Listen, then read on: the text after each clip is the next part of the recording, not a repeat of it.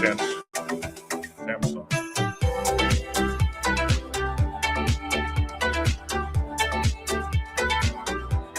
Yay. Cool.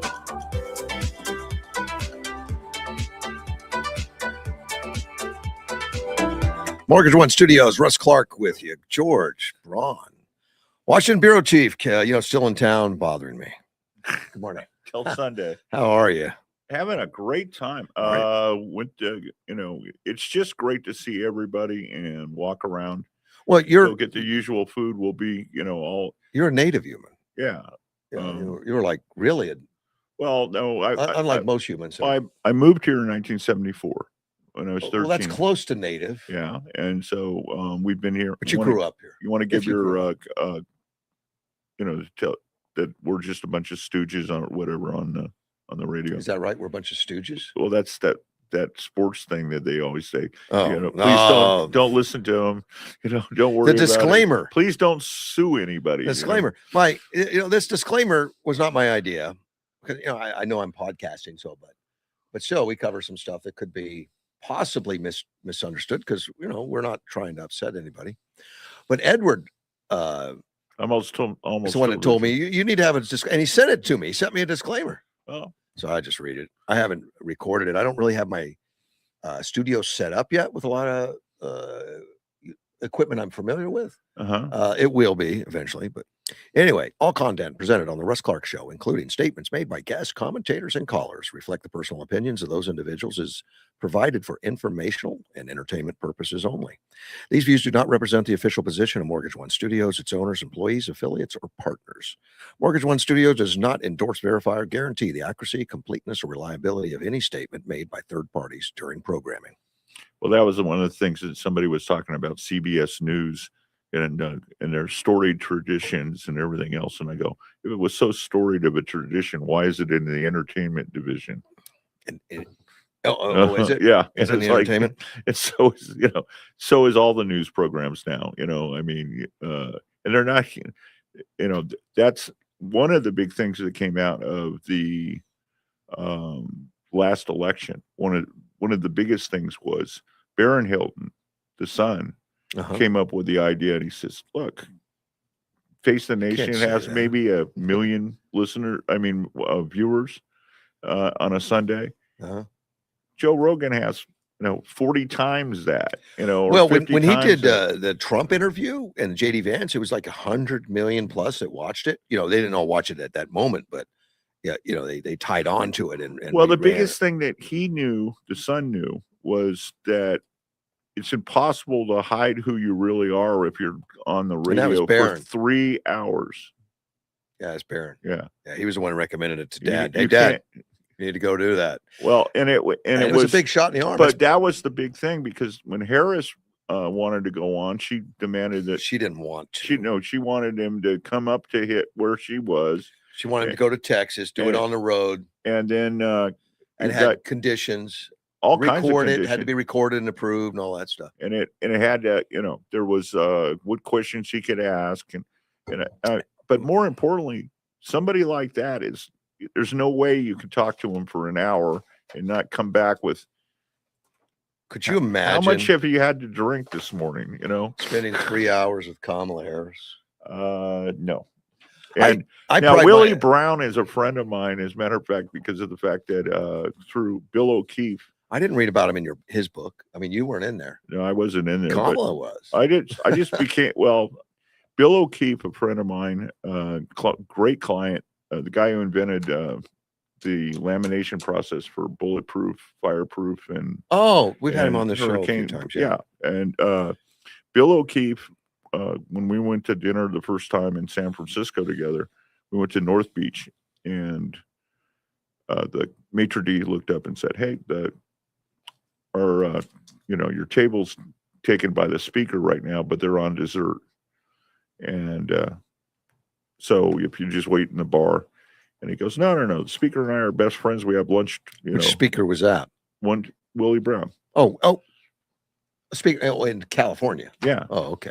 And so we went over, we're in San Francisco. Yeah. So we went over and he's there with the wife that Camilla had broken up that thing, and their daughter, she was about 18 at that time, and she was about ready to go to USC. But one of the things was we walked up and he goes, "This is going to be this is my lawyer and lobbyist in Washington D.C., George Braun," and he goes, "Pleasure to meet you." And I go, "Mr. Mayor, we've known each other for years. You just don't recognize me." You've known Willie Brown? Yeah, I met him, but when I was in law school, and it was really funny because he looked up and he goes, "Well, I always like to say, I said, look, I worked for Willie Hurst at the Examiner, and Janice Kosel, who's my contracts professor, and Lanny Bader over at the American Arbitration Association." And he goes, "Oh, okay, I always love to do this. When did we meet the first time? So that, and I'll stop you if the story gets too randy." And I said, "The first time we met was at the Halloween party for the King of Torts." And it was really funny because of the fact that what's his name, the King of Torts, anyway. But you got to know Willie anyway. Well, it was funny as heck because he said, "Stop, don't tell the rest of the story." And then I said, and he goes, "Now tell everybody why." Why would he not? Why would he care? His book was just filled with stories that you would have to stop, But one of the things is that, what was his name? King of Torts. He was one of the great. I don't know what the King of Torts is, but no, he was a great lawyer in San Francisco. A lawyer. You just don't know his name. Okay, I can't remember his name right now, but just an absolutely fantastic plaintiff's lawyer. Great stories and stuff like that. Married about 12 times. Was, I think, bankrupt at the end when he died. But it was really interesting because of the fact that the guy would throw a Halloween party every year and a couple other parties, but he always hired law students as bartenders and waiters, right? So that you were under attorney-client privilege, and if somebody left his party to go someplace, when they had to sign a paper of they had to go back to their own hotel or whatever, and they'd put a guy in the car with him because he didn't want to read in Herb Cain's column the next day that you'd left Melvin Belli had an issue. We wouldn't want to. I don't want to see that you left Melvin's Belli's party and then ended up getting a DUI on the bridge. All right, I want to run through some of these articles Edward sends me, which generally he sends me stuff I don't grab, that I don't see, I don't pay attention to it. But this is about he reads stuff nobody reads. I think it's nobody. It's in the Wall Street Journal. But Anthropic's new Fable AI model has met with users' backlash over restrictions. And I've paid a lot of attention to AI news. I'm not much of a user yet. I do a little bit with the free stuff, with Grok or Chat or the one I think is Bing or something. But I'll tell you one thing I really like about it is my clients who are really bad on billings, and collecting money and doing all the stuff that they need to do to run the company. That AI has a couple of companies that do that for these guys that, great inventors, but can't run a business. Well, that's probably true of a lot of businesses, but they just released the Anthropic, and there's always a lot of hype around the next level, how much is gonna come out there. But apparently they're trashing this one a little bit. They're a little disappointed. It's Claude Fable 5, the model that Anthropic released Tuesday, so just the other day. For those of us that don't understand, what's an Anthropic? That's just the name of the AI system. Oh, okay. All right. It's an AI system. And of course there was the one with Mythos that the company said was too dangerous to release widely. And we get that occasionally. They're saying it's going to take over the world, kill us all, and all that kind of stuff. He said the model had spooked government officials and cybersecurity experts for its potential to find unknown vulnerabilities in software used around the globe. It will also these things are too smart. It'll protect itself, just like whatever the Terminator thing was. I don't know how much of that, but I'm still learning. Well, apparently, the AI experts were frustrated with this one because they put so many barriers, so it's safer and so many safeguards in it. It was frustrating. It's harder to probe and work around so many safeguards. And you couldn't get, or some things, if you ask, they're just going to put you off. He said you can't even say the word cancer, hello. People are saying it's a nightmare scenario, and they will redirect them on stuff that's too risky, highly risky research and stuff. I always laugh. Yeah. I always laugh when I see the people on X or whatever that use ampersands and stuff like that. Whenever like assault, they will use dollar signs or so it doesn't get flagged. Yeah. You have to be careful of the word. Well, they'll eventually catch on to that, and they'll be looking for that. Well, I worked for a guy by the name of Stephen Cannell, who was a great writer, and did a bunch of shows like Rockford Files and and was it Magnum PI, stuff like that. One of the things is that, which was kind of interesting, was he had a IBM Selectric because he had dyslexia so bad that the word or word perfect or whatever would just go completely nuts, and it would freak it out. And so what we do instead was have him type it out on paper, and then a secretary would transcribe. So you're talking real old school. Yeah. Well, then a secretary would transcribe it from the IBM Selectric, and because if you read it, looking at it, you could figure out what he was trying to say.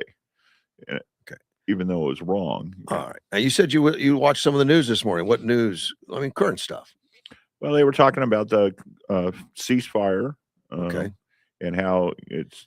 But the big thing is it still comes down to, well, we're trying. They're trying to figure out how to survive until after the Trump administration. When you say they, you mean the Iranians, revolutionaries, right? And that they're going to that whatever they're saying is a lie. Okay, so they're not going to. But the big thing is, well, we need more money because they don't have any money, and so you got to unfreeze these assets and give us the cash. And that's their request. They keep hoping that they'll get another Obama or Biden thing where they just get paid off. Right. And well, as we know, Trump unleashed another rampage of bombs. It wasn't that many. I think it was 20-some targets or something. He did call it off, like you said, because they said, "Okay, Uncle, we want to have a deal," which they say every week, constantly for the last 2 months. Anyway, well, this goes all the way back to the Paris peace talks, same kind of a thing, and that's how Nixon finally got him to stop. Well, he just put B-52s over Hanoi and bombed them for 12 days. Trump has been patient. And I think it's because of Saudi and the Kuwaits and United Arab Emirates have asked him, and Oman to ask him, and they've been helping with some informational and some other. Well, eventually it's going to go. I mean, they're going to have to pick up the mantle and take care of that area. Right. So I think giving him deference is good. I think it is, but it's very frustrating. A lot of people are saying, look, what's the big weight? You got these guys sitting there, they're not going to listen. Take care of it. So, eventually, and I think because that helicopter got taken out by a drone, which they later said was an accident. Well, I think after they said it's our airspace and we were protecting it, then it's, it was an accident. Who knows who you're dealing with over there. I think the biggest thing that brought them back to the table was, okay, we're going to take out the island. Karg Island. Yeah. Karg Island is on the books. Let me take a phone call. Hey, Gilbert. Good morning. Hey, that's Mr. George Braun with you? Hey, Gilbert, how are you? Braun. That's right. Pretty good. Now I see a face with a name. Okay. I'm glad. He doesn't look at the camera. He looks. I think I already paid whatever bet I had off with whoever it was. Did you owe Gilbert money? No. I had a bet with somebody for $100. I paid that off. That was Tom Rush. Even though he never ever conceded. All right. Anyway, I'm glad you said you talked about the Paris peace talks, because I've been harping on Russ's ears about how this thing with Iran is like the Paris peace talks. Uh-huh. Same thing. Even the general was on I forgot. I was This watching morning. so much. Yeah, the general, what's his name, was on this Jack. morning. Yeah, Jack. Yeah. And he just said, And he goes, this is stupid. Every single time, what they're wanting is a little bit of room so they can rearm, move their forces around. You think Just Trump's the not same aware of thing. that? Of course he does. Yeah, he knows that. But the thing is that during, every time we do this, we're going to take out something else that you actually need. Now that you can't see anything, now that you can't hear anything. You know what? BS and all that stuff. You can't see anything. You can't hear anything. So what? They're still going to regroup, and they're gonna drag this out some more. And in their minds, they're saying, "See, we're winning because we're still delaying them, and America's not doing anything." Well, what I really want to see is to go back to where we were just continually taking out one after another of the mullahs. And, when they would put in a new one, we'd take him out. And so, I mean, still for all time greatest military things that have ever been done is the Israelis giving out the little clickers that you have. Oh, the pagers? Yeah, the pagers. Well, they were selling them. They somehow got into the company that sold them, and they implanted the little dynamite or whatever they had in there, C4 or something, in each one of them. Yeah, well, that was. I still remember not Ilhan Omar, but one of the other traitorous congressional squad members, and her thing was that somebody goes, well, I just don't want to stand too close to her in case her pager goes off. Exactly, and that worked great. And look how and she didn't think it was funny, but everybody else did. You're right, Gilbert. It really worked out. We brought them to their knees, and the thing is, I'm just tired of it. And for him to say in 2 weeks, we've heard that enough. Well, you must have been happy that he did do the bombing of the radar and some of the missile sites and no, you know what? No, we've done that already. No, they built it back apparently. They put some back in. I'm just saying that until you get the mullahs on the run, and that's going to be what's going to be the big thing because of the fact that the people want to take it back over again. Remember when they had the big celebration? You're wrong. You're wrong about the mullahs. The mullahs are not running right now. The guard is. The mullahs, they're doing it in the name of the mullahs. They say, yeah, we talked to him yesterday. He said to do this, do that. No okay, well, then take the guard out too. But the thing is that my biggest... Can I get in there? Yeah, go ahead, Gilbert.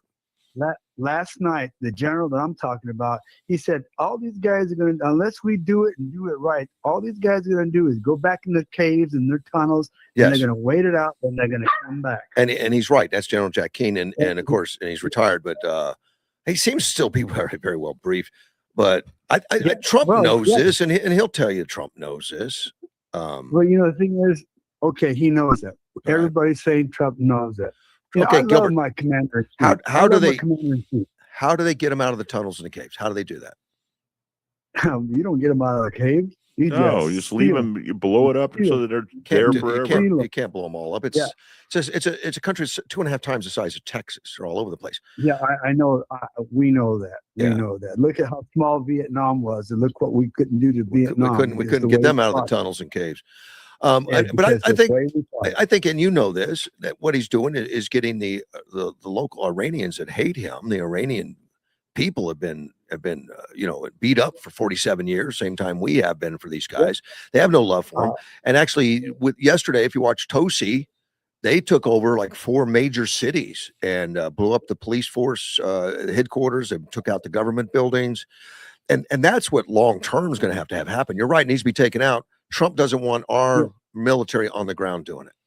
But they were that general I was talking about. He was talking about this, about putting boots on the ground. I'm going no. But anyway, but also put the Shah back in or the son. But you know what? What's really sad, Russ? We're all talking about Iran, what we know Iran, but look what it's doing to our country. What is it doing to tell me what it's doing? It's dividing us even more. Those of them that supported Trump for so long, they're seeing this, and they're starting to go with the left. seen and they've heard enough. There has been some, Gilbert, but it's mostly the people that already hate us are yelling. But yeah, if you got 10 people that are powerful in their positions, and they start, going over, that's hurting us. To me, it's hurting us more. A lot of Americans are tired of it. They got the Vietnam, they got the Iraq War, they got if we made this look like another Vietnam and we started losing hundreds of personnel, I think I'd rather have the few Republicans that have bitched about it unhappy than the whole country. Come on, we're minus 272 Marines. What do you mean? We're minus how many military in the Iraq War? Come on. Right. Well, exactly. Yeah, but look at Ukraine. It's been going on for a lot longer than that's not our troops. I know. Yeah, that's not our troops. I'm talking about our troops. Yeah, but it's our money. You put them in there, some of it. Yeah. You put them in there. You put those guys in there, and it's going to be headlines. That's not good. I mean, I'm not upset with it with what he's doing. I agree with you. We need to spool it up and get rid of it. It needs to go. Thank the good Lord, those 2 pilots weren't killed. Oh my, it was a miracle. Look what America would be all about. Now I don't want to kill people. I don't. Yeah. But you know what? Let's take care of America first. Right. We're getting our country divided because BS like that. Now I understand all the uranium and all that. I understand that, but my God, we've been pussyfooting around with this for long enough. Well, who sold them the uranium? How long's it been? How long have they had the uranium? Who did they get the uranium from? Doesn't matter. They got it from Russia, probably. Okay, where did Russia get it? I know Hillary Clinton and all that stuff. Possibly. Yeah, that's possibly. That's possibly. We've got the. Well, it's got DNA. Uranium has DNA. We don't have enough. Tell exactly where it came from. If we had it, that's why Trump wants it. And they talked about that the other day. Yeah. About the DNA and Clinton. You know how many times we heard about Clinton? She had so much on her. Is she in jail? No. Clinton and Biden. Huh? Clinton and Biden. And maybe that's why Trump wants that uranium to check it out. And Obama. Yeah, we got so many people that were powerful. Look what Clinton did with her computer. And nothing happened because we had too many Republicans siding with the damn Democrats. And that's just the way it is. There's 4 main ones. Tillis, and you're not going to do anything with Tillis. McConnell, you can't do anything with McConnell. Soon. Thune doesn't vote against us. But then it's Murkowski and Collins. Yeah. Well, that's one of the things I keep thinking about Maine right now is that they put this guy in who's absolutely horrible because of the fact that they know that if Collins wins, they still win because she's going to be a thorn in the side of the administration. But it counts that she's a Republican, which is much better than having a Democrat. Because that has to do with who's going to be the president. I realize that, but couldn't we have president of the Senate? Couldn't we have primaried her with somebody decent? No, it's Maine, and it's a very liberal. It's liberal, and the fact that she's there as a Republican is an anomaly, really. We had a great Republican candidate for mayor. Look what happened there in California. Well, in LA, they have built-in cheat protection. Yes. And I don't believe anyone's going to be prosecuted on it. And I don't think any investigation is going to confirm cheating because they took away all the guardrails. There's no guardrail. Well, they just told the assistant attorney general in California, said, no, you're not going to investigate. Well, I shredded my mail-in ballot and I still voted. I found out about that when I contacted them. Yeah, well, but they have a don't ask, don't tell, because address. They mailed me, they still had a credit card for me, and on my birthday they mailed me a new driver's license. That's nice of them. Yeah, so and a ballot. So, like I said, I told you a couple of weeks ago, I love my commander in chief, but he got himself in too many firefights. Firefights. I don't think so. I mean, but it's subjective. I'm not saying you're wrong. It's subjective. I don't feel the same way. I'd like to see this one wrapped up. And if it does get wrapped up, it'll be forgotten. And he's going to be well known enough. No one's going to mess with us, buddy. We're strong now. And there is no red line, no never mind. other than we're going to peace talks. Wait a minute, Russ, I got to argue with you on that. I got to disagree with you on that. Go ahead. We've had the red line is, we're going to have a peace talks in 2 days. We're going to have peace talk in a week. We're going to have peace talk in 2 weeks. Correct. Those are red lines. Those are the red lines. They cross them. They're not going to cross it. Well, they've done it. According to them, and all the other states around them, new things pop up, new hopes pop up, all that. He's listening to the advisors from Saudi Arabia and Kuwait and all the others. And we can trust them, right? No, but they are allies. We have bases on their places. They're supporting us. I know. We're supporting them with our bases there. Both. Yeah, well, It's but both. I mean, NATO's not helping us at all. At least these guys are helping us. Yeah, but all I'm saying, when you talk about crossing this line, they have with these so-called peace talks. But anyway, I just want to get across. Listening to two generals yesterday and today, I'm thinking, wow. And then one guy was using a word that started with a P. I cannot remember it, but shit. I'm gonna find out. I'm gonna call you Monday and let you know what. If you see it, text me. But I know Jack. Hey, Gilbert, have a great weekend on every day. I'm going to. I got a motorcycle to ride. Thank you, buddy. You guys gonna take care, man. Bye-bye. Whenever we were talking about getting a motorcycle the other day, and I was like, I remembered the Jerry character, the dentist on Bob Newhart, the original show. Okay. And he goes, hey, Bob, can you loan me some money so I can buy a motorcycle? He's having a midlife crisis. And he goes, just think about it. Your old lady hanging on for dear life, the sun glinting off your tattoo. And he goes, and Bob Newhart goes, the only thing I can think about is the bees bouncing off my teeth. Yeah. I don't think I have to worry about that. I don't. All right. Since he mentioned Carg Island, and Edward sent me this article, I didn't grab it, but okay.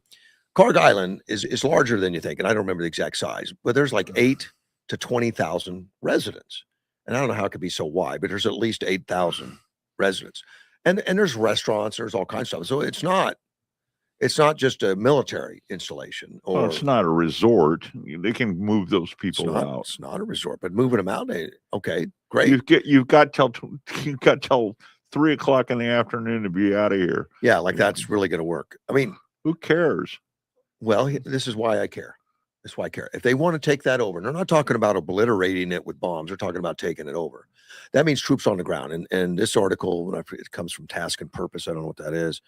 It said it would take at least 1,200 troops on Carg Island, which is a big risk. No, I'd rather just blow it up. Okay, I'm talking reality. What's really going on? No, I'm saying just like somebody said it would take 30 years to rebuild it, and I'm going, no, just take it out. All right, we can rebuild it in a year. Let me tell you what they're planning, and part of what they're planning, and Trump has been open about this, is the Iranian people. He wants them to thrive, and he wants them to do well. He doesn't want to have to rebuild for the next 10 years. It would be nice if they keep some of that infrastructure and keep going. And Carg Island being a big infrastructure, and talking about 1,200 troops on there. Now they've got some ships out there, like I think it's the Liberty. It's one of its Marines that could do it. The Tripoli, I'm sorry, it's a Tripoli, and take that thing. But that is a big risk. 1,200 to 4,000 troops. I trust our military. I trust them, and I don't know what they have on there other than the civilians are civilians, which always makes it dangerous because they'll hide amongst civilians. Yeah, it makes it scary. We're very accustomed to fighting that, like in Fallujah and other places where it's door to door and it's crazy.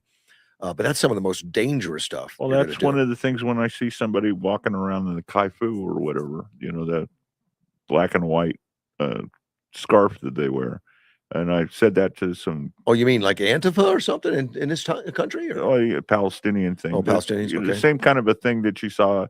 The first time I ever saw it was when Black October killed the Israelis at the Olympics. Yeah, 1972. Yeah, that wasn't military action. That was terrorist action.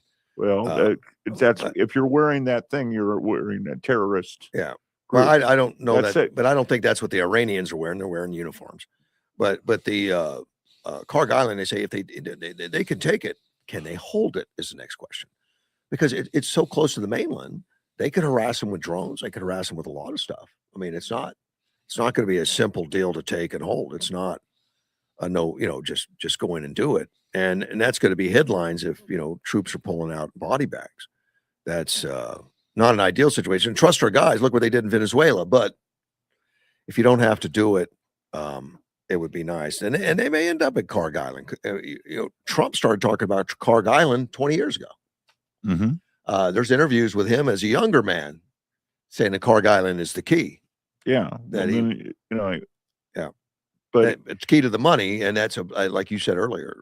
You make it to where, okay, look, it's not like that brand new technology there. When was the last time they upgraded the technology at Carg Island? Probably within the last year. I mean, they've been getting Russia and Chinese technology. That was a lot of the technology that had to be blown up on radar displays, anti-aircraft stuff, and SAM missiles. That's what we found out in if you notice the head of the military for stuff after Venezuela, that none of it worked. Oh, no, it did work. No, it didn't work. Yes, it did. It worked very well, and that's what they said. It said it worked very well. We just knew how to work around it. Right. But the stuff he said is high tech, high quality. And that's why they killed the guy. High tech, high quality. But they knew how to confuse it and how to get around the system, which Chinese had to be just nuts about that. I mean, that's they put it out there to protect against what happened. And we got in and out of there without the loss of any life. One guy got shot up in a helicopter, which was bad enough, but they took him and his wife off a military base, surrounded by soldiers, and some of the best high-tech equipment offered out of Russia and China. Mm-hmm. And we just went in and just took it. Yeah. Kind of crazy. It makes a person, make you step back. It's not going to work on the Iranians, obviously. Iranians, they're not going to be fearful like Venezuela. Venezuela wants to survive. These guys don't care. No, they want. That's the reason why they can't have nuclear. They want their organization to survive. The Revolutionary Guard wants to survive, but they don't care about the individuals. Individuals about their people. They'll use them all as human shields and the whole bit. And I heard, I think it was General Jack Keane that talked a comparison of World War II on this, on Japan, on what had to happen in Japan. Well, that's what, because Japan Okinawa was why we decided to go to the bomb. Yeah, Japan was beaten. I mean, they had pulled all their resources in close to Japan to defend just Japan, which started the war. They had no defense in Japan because nobody could get close and they were too busy. They pulled it all in there and they were going to fight to the last man, like right. Okinawa. They were going to fight to the last man. And they knew they were beaten. They were beaten, but we're not giving up. And they were throwing children off of cliffs. Well, they jumped themselves. No, that's what I mean. Their parents were throwing their children off and then of the jumping, cliffs. and then jumping with the children. There's some video of that they had convinced the Japanese that the United States were so evil they would torture, rape, kill, maim. All the stuff everybody. That they did exactly what it's projections. South Korea and in China and it's just kind of like Nanking. It's just kind of like the progressives in this country that project. I mean, think about this: we did not do Nuremberg on the Japanese at all. No, because of the No, apparently they were surprised during World War II at the treatment. It's not what they expected. There was a case the other day that came down. Hold on, let's take a phone call. Andy, what's up, man? Okay, George, sometimes you're right. Most of the time you're right. This time you're wrong. Okay, what am I wrong about? This island, we know for a fact that who's running the show now? The IRGC, whatever it is, the Iranian Guard unit. They're running the show, but because we know the mullah ain't doing it. These guys are taking over and says, we're not going to let this happen. And we know the disregard that they have. Okay, who do we take out in the disregard? George, let me finish here. Go ahead. They have no regard for human life on their side either, as long as they get their way. So they'll say, okay, bring the Americans in. Go ahead. Come on our island. And then they'll bomb their whole island. They'll rocket the whole place. They don't care if they kill all their own people. They have no respect for human life. And we know this for a fact because they're the ones that tell everybody else, oh, send your kids out in the street with a bomb. Go to Fallujah. Kids were blowing themselves up because they were told that they're going to meet Allah. These people have no regard for human life of their own people or anything else. It's all about the guard themselves. They think that they're above and beyond anyone else on the face of the earth. The only way you're going to take that island is if you go ahead and do what we call the leaf drop. You flutter that place, give them 48 hours. If you're not military, you need to get on a boat and get back to the mainland because we're going to level it. That's the only way you can do it is give them 48 hours. Yeah, I like that idea. No, that's what we did back in Vietnam. We told one section after another, we will level you in 48 hours. And the B-52s would come in and carpet the place to where there was nothing. I mean, even the tunnels, that place was different. Even the tunnels collapsed there. Now we can do pinpoint strikes and take out everything, but you got to give the people that they don't care about. We have to care about them. Give them 48 hours notice. This is what is going to happen. No BS. We're just going to smoke the island. We don't care because that's a main port right there for channeling their oil out. That's the farthest point in the strait. I would level that place, but I would give the civilians 48 hours to move on. Yeah, it makes sense to me. Hey, you going to join us for lunch? Where are we going today? I think the landing. Yeah, that's pretty close to me. I got other little things going on, but I'm healthy. That's all that counts right now. I'm actually working a little bit. You're working. But no, I'm just saying, I believe in what Trump is doing. He's trying not to kill civilians. He's trying not to kill a bunch of people. But at some point in time, I would tell him, if I saw him right now, you got better connection to me. But if I saw him right now, I'd say, let's do what we did in Nam when we blanketed. I mean, there was a pothole every 100 yards in this one section. I can't remember the hill number that they did it on because I was not there for that. I was at that time they did it. I was still going to A school.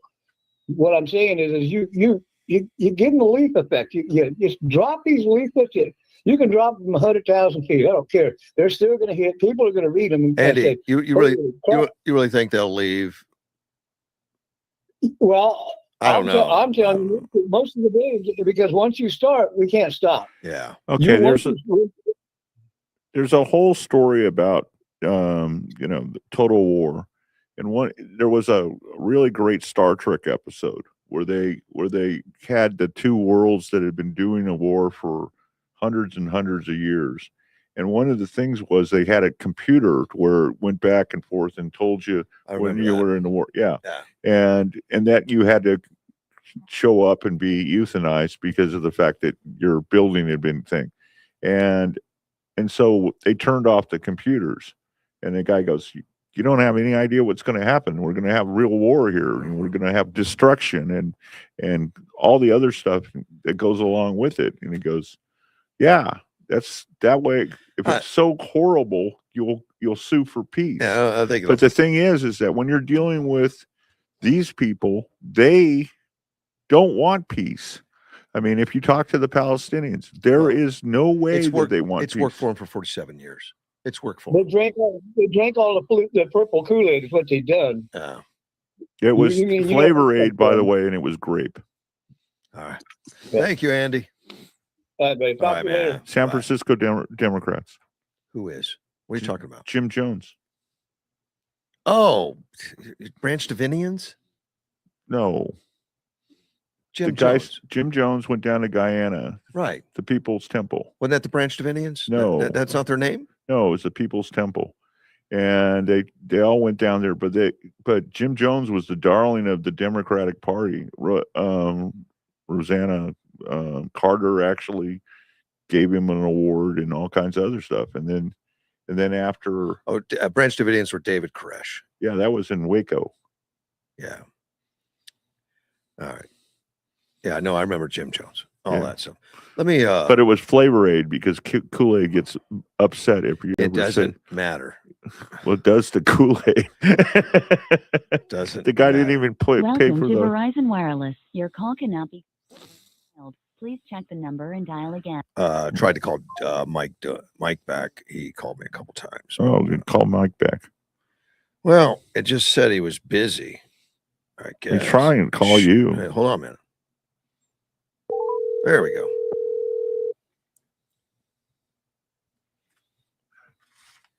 Hello? Mr. Mike Russ Clark, I saw you tried to call, man. You're on the air. Good morning, sir. Good morning. Did you guys just evoke Star Trek? Yeah. That was just don't say you guys. That was George and George alone. I'm not responsible for him. So are we serious? No, he's not. You want to be serious? No. Okay. All you armchair idiots presume to know what Trump and what Trump's circle is doing. Right. You put boots on the ground. What are you going to do? What are you going to commit to? One American boot gets killed. The problem is this. And I wanted to say to that guy yesterday, I wish that Jim Pfaff. I have to be careful. Jim Pfaff, the guy that called in. Yeah. Yeah. I have to be careful because, I'm a nut. Yeah, you're a little aggressive. A little aggressive. I don't want to have that reflect on your show. Yeah. But I wanted to ask him, there's two ways to ask this question. Why are the Democrat lawyers better than the Republican lawyers? Or you could ask that question, why are the Republican lawyers dumber than the Democrat lawyers? Okay? Which one is a better way to say? And it says the same thing. The Republicans are, I'm telling you, Russ, nobody likes you. Oh. Say the Republican Party. Nobody. People vote the R. People vote the R, and the Republican Party takes advantage of that. Yeah. Because I'll tell you what, one boot gets killed, the Republicans and the Democrats, the Marjorie Taylor Greens are going to have a field trip with that. Really? You remember Benghazi? The Democrats left behind everybody, and they got nothing from it. It doesn't matter. We're talking today, though. I mean, Mike's right. I hate to say Mike's right. Chris Stevens, a good friend of mine, was killed. Who's a good friend of yours? Chris Stevens. I don't know him. Who the hell is that? And who the hell cares? Because Chris Stevens. He was the ambassador to Libya. Him and I worked together. He was with the Peace Corps back in the 80s. I want you to, instead we went to law school at the same time in San Francisco. Drop it. Who the hell cares, sir?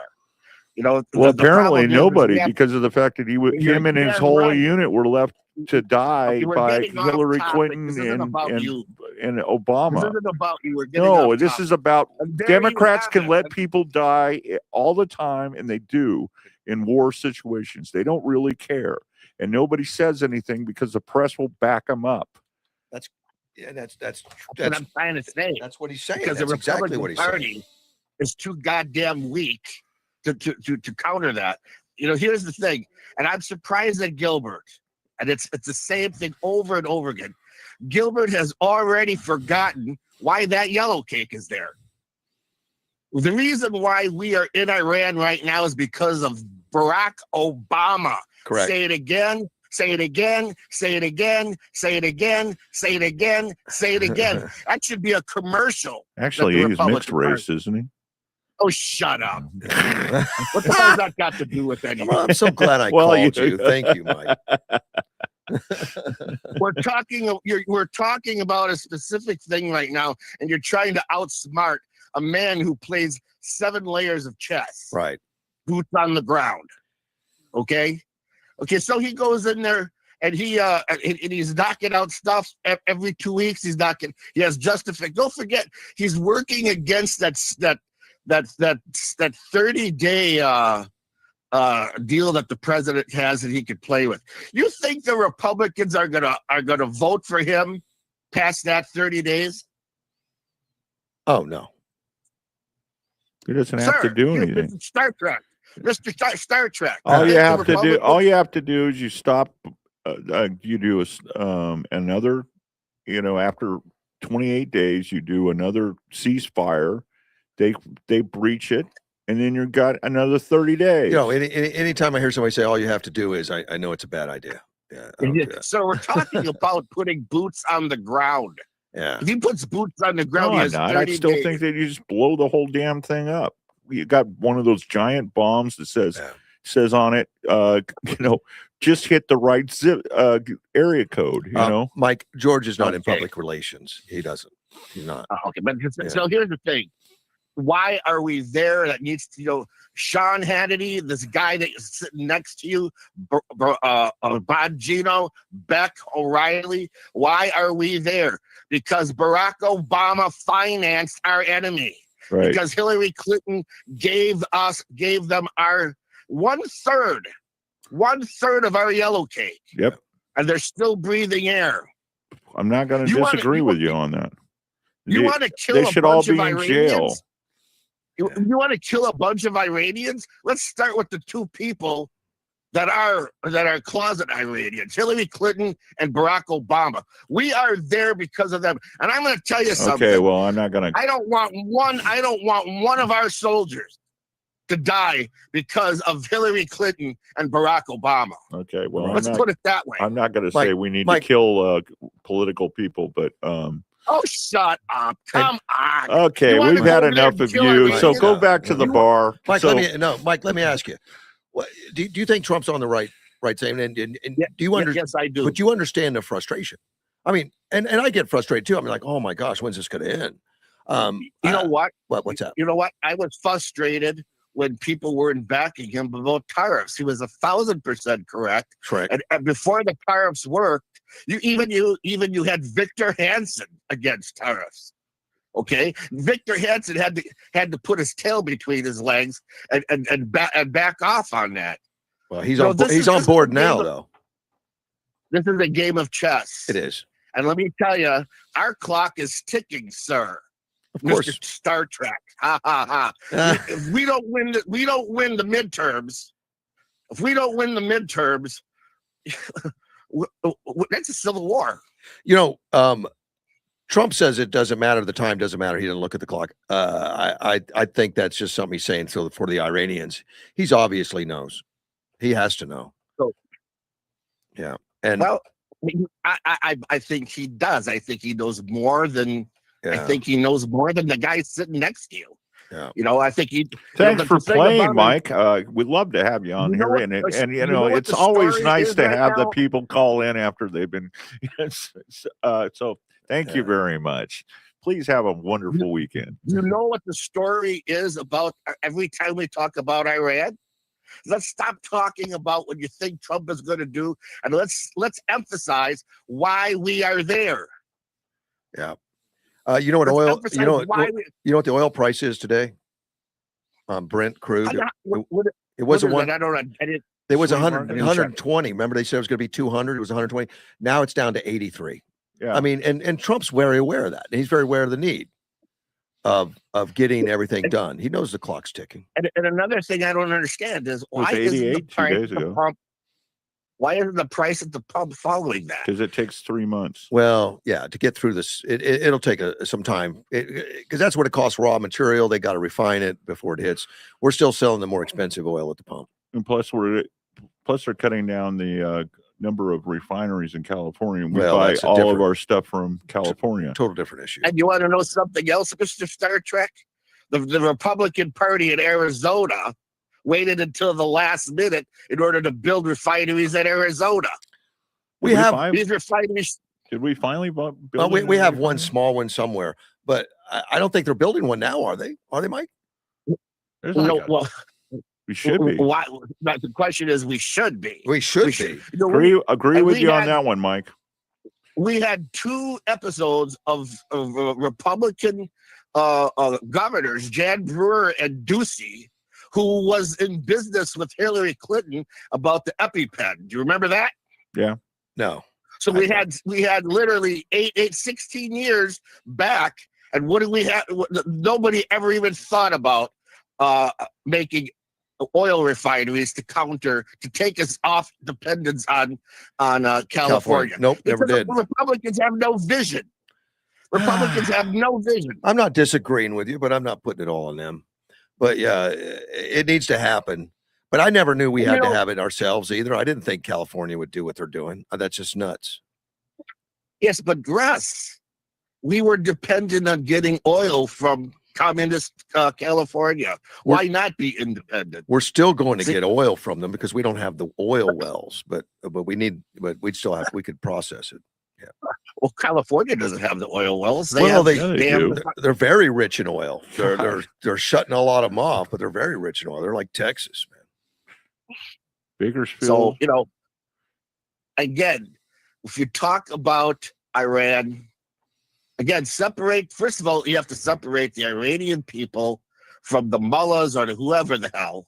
Yeah. But you have to talk about this, listen, if Richard Nixon would have beat John F. Kennedy, we wouldn't have had the Cuban Missile Crisis, right?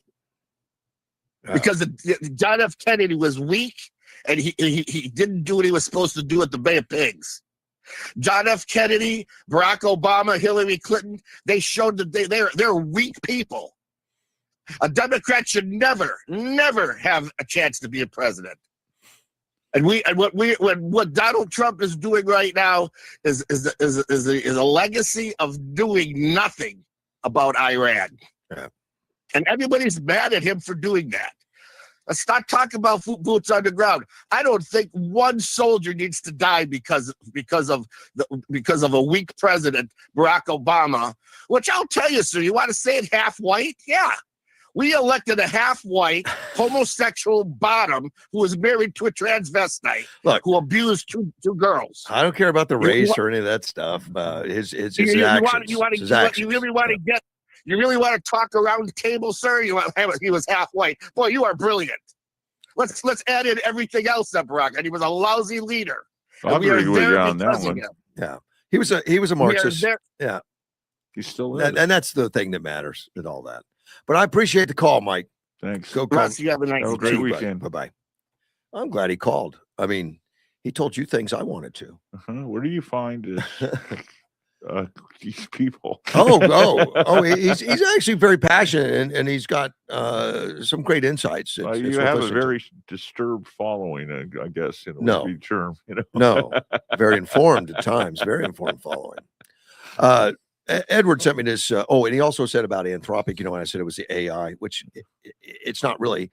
Anthropic is the name of the company that owns the AI. Oh, okay. The name of the individual systems is like Claude and LLM and Fable. I didn't know those. I knew the Claude. I really don't know anything about this at all. So, I just mentioned it because I had told you that was the name. I know. I just don't. Of the AI. It's actually the name. I still don't understand AI at all. It might as well be. You don't have to. In a. I just don't understand it. Well, you don't have to even comment on it then, So just accept it. Although I do think one of the big problems is kind of like, do you remember when you used to remember all the phone numbers? I didn't. I never did. I was before all of a sudden now you have a phone. And I used to remember all the phone numbers. And so Einstein said that was worthless knowledge when you got a phone book. He doesn't cloud his memory with stuff that you got a phone book for. Oh, okay. Hey, let's take a different Mike. Mike, morning. Morning. How are you? So I want to microwave or microphone. You want what? Uber Mike. Yeah, Uber. Uber Mike. Hey, cool. Uber Eats, DoorDash Mike. Yeah, I like you. Go ahead. I would like to go back to Cargo Island, and what I would love to see is for us, to go in and take it. I realize there's going to be some cost, but take it over. Any oil we can get off of it, use it for funding the war effort on our part. They've already opened up the spigots and sent it spilling into the water. Yeah. And we don't want to bomb it and level it, because that'll just send more. That would be an ecological disaster on top of it. You're right. Correct. And as you mentioned, then the Iranian people don't have access to it again. But if we had it and could take the oil profit, not put it in, these pirate ships or these unflagged ships or these hidden flag ships or whatever, just cut off. Okay, so you mentioned that it's close to the mainland, and that Iranian, IRGC, whatever they're called, might just, lob missiles, bombs, drones, whatever. Are they really going to take out their own infrastructure? I don't know. I don't know. But the problem with the leaflets, dropping leaflets saying you got 48 hours. Yeah. Is how do the people get off the island? Is there a lot of private possibilities there? Well, I don't know. Currently, we haven't allowed a lot of shipping, so I don't know. I mean, we could probably allow that, but I don't know. I'm sure there's boats, but there's questions, unopened or unanswered questions, and see, that would be a concern of mine, that they would hold the people there hostage so that we wouldn't bomb them. Yeah. I was in Crete in 1974 with a class of kids that were learning. We learned how to speak Greek and write Greek, and then we went to the Greek islands and learned all about the Greek people. What's that got to do with this? Well, I just remember when the Cyprus War started, and, we had a hell of a time getting home. Oh, getting off the islands and all that. Yeah, but Mike, I think they already are aware what the United States is doing. I think they should be. Maybe not. Maybe the internet's down. Maybe they don't even know about the war. I have no idea. But I don't think we need to drop a leaflet. I think they know there's something weird going on. They should get that. We're just talking about getting the people off the island before we go and give them 48 hours. I wonder how many. I guarantee you. That was Gilbert, but I don't know if that's necessary. I don't think they would be the target, but that's where the military can hide, though, in the residential place. Look at the stuff we had in the Middle East, already under schools and under hospitals. But you know why President Trump isn't going to do that, don't you? No. This close to the midterms, he cannot afford even one single more American body. Yeah. And there would be a bunch to get on the ground, and that's what's holding them back. I guarantee you. Yeah. You can be right. All right, I'll let you go. I'll listen in. Bye. I see you, buddy. People think it's going to be a lot bigger of a deal for the Democrats on the midterms than I think, because of the redistricting that the Supreme Court just got rid of all. It's getting a little late. I don't know that anybody's up to do another redistricting before. Gosh, I think there is one. There's a possibility, but there's not a lot more that's going to happen. You can't. According to the Supreme Court, you can't. All those districts that are racially based are gone. Well, no, they're not. I mean, not every state has redone their redistricting yet. Florida, but they're saying that you can't do it anymore. What's it? Schultz, that gal, she's gone.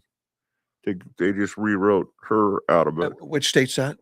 Florida. Florida redid theirs, yes. Yeah. Somebody, but not every state did. Arizona, but Louisiana, we're not Mississippi, doing both are scheduled to be redone. Oklahoma, all those states that have been wanting to get rid of this thing. That's one. Two, I'm wondering what's going to happen with the if and when it's supposed to come down this week that election day is election day. The Love case, that you have just one day to count the ballots. And not a lot of people know about that. And so. Okay, the ones that have done it's Alabama, California, Florida, Louisiana, Missouri, North Carolina, Ohio, Tennessee, Texas, and Utah. They've already done it. I don't know if anyone else is up. Louisiana? I just asked for a list. Okay. I know there's been other states looking at it. They got like Indiana voted it down or something. A few of them, but it's getting so close. I don't think anyone else is going to do it between now and then. I don't think it's already done. Let me take a call from Sandy. Virginia, it's not going to happen. No. Yeah. Good morning, Sandy. Good morning. How are you? I guess just a few minutes ago, Trump put out a truth I sent you. Okay, I didn't see it. And I guess Iran's putting out stuff that doesn't. I don't know if you've got it in front of you or not. We'll have. Hey, Sandy, how you doing? Doing pretty good. How are you? Good to hear your voice. Well, I've got a question for you guys in a minute, unrelated to Iran. But he wrote, the terms that Iran leaked out to the fake news have nothing to do with the terms that were agreed to in writing. What they said, including their weak and pathetic statement on having a deal, bears no relation to the truth. Very dishonorable people to deal with. With them, there is no such thing as dealing in good faith. Amazing. Also, their totally rebuffed drone attack last night against Indian ships leaving the Hormuz Strait is totally unacceptable. They better get their act together and fast, President Donald J. Trump. Now, but see, I'm not President Trump. No. And he's trying, to me, when people need to look at it, they need to understand that he's trying to work not just on Iran, but the entire Middle East. Like in some of his statements yesterday, the agreement wasn't just with Iran, but he mentioned UAE, and I can't remember all the names. Jordan, Israel, Kuwait, correct. So he's trying Qatar. trying to get a stabilized Middle East, which makes it difficult. Saudi Arabia. But I'd still like talk to Pete Hegseth and Admiral Cooper or General Cooper. I don't know what his rank is, and say, okay, we need to go back in there and attack. But I'm not President Trump. Right. So, but these guys are, they're going to keep trying to undermine everything. Well, Gilbert would be on your side. Countries, these, I know, and but Gilbert is not exactly me. No. Because Gilbert is so adamant about it. He's not thinking about the whole picture, which I'm trying to think about the whole picture. Right. And that it's not just an Iran issue. Just think if we could get all of those countries to work together with each other, and Iran not to try to kill everybody, and for everybody not to try to kill Israel. Well, can you imagine how wonderful that would be for the entire world? That's how we achieve stability. That's what Trump's after, stability for the whole region. That's why he's talking Abraham's Accords. And one of the things, he'd also, besides the stability, he knows if you can get things going in a positive way monetarily, it actually improves everybody's lives. Right. And so that's why he's trying to bring the oil down. It would help with, right, it would get oil down. But what I'm talking about, though, is you would increase, even in those countries, people that could have a better life.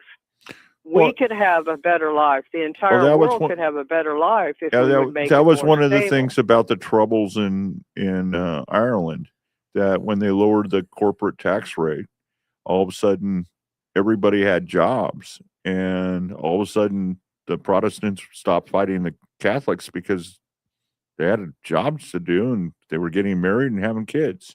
So there wasn't any. And it just makes your life better. Yeah. So. And that's why I really wish the race hustlers in the black community would give it up and try to work instead on helping to improve the opportunities for all the minorities. That's what they should be doing, but they really don't care about them. They only care about themselves. Well, yeah.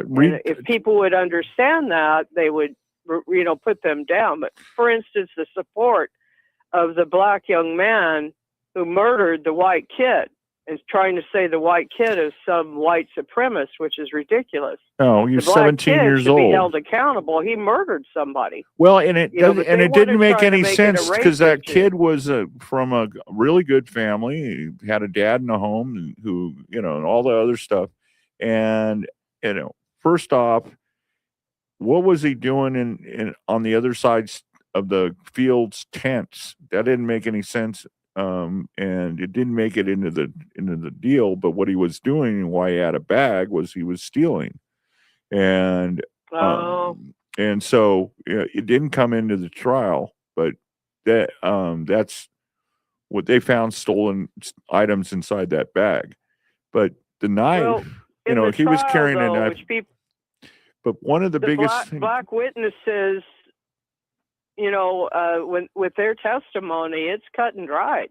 Yeah, the black kid was in the wrong, and his he provoked it. Now. He started it, and he said allegedly. Well, no, he said, and he actually was a lawyer. He's been found guilty. Russ, he's found guilty. I know, but 35 we don't years. Have to say allegedly anymore.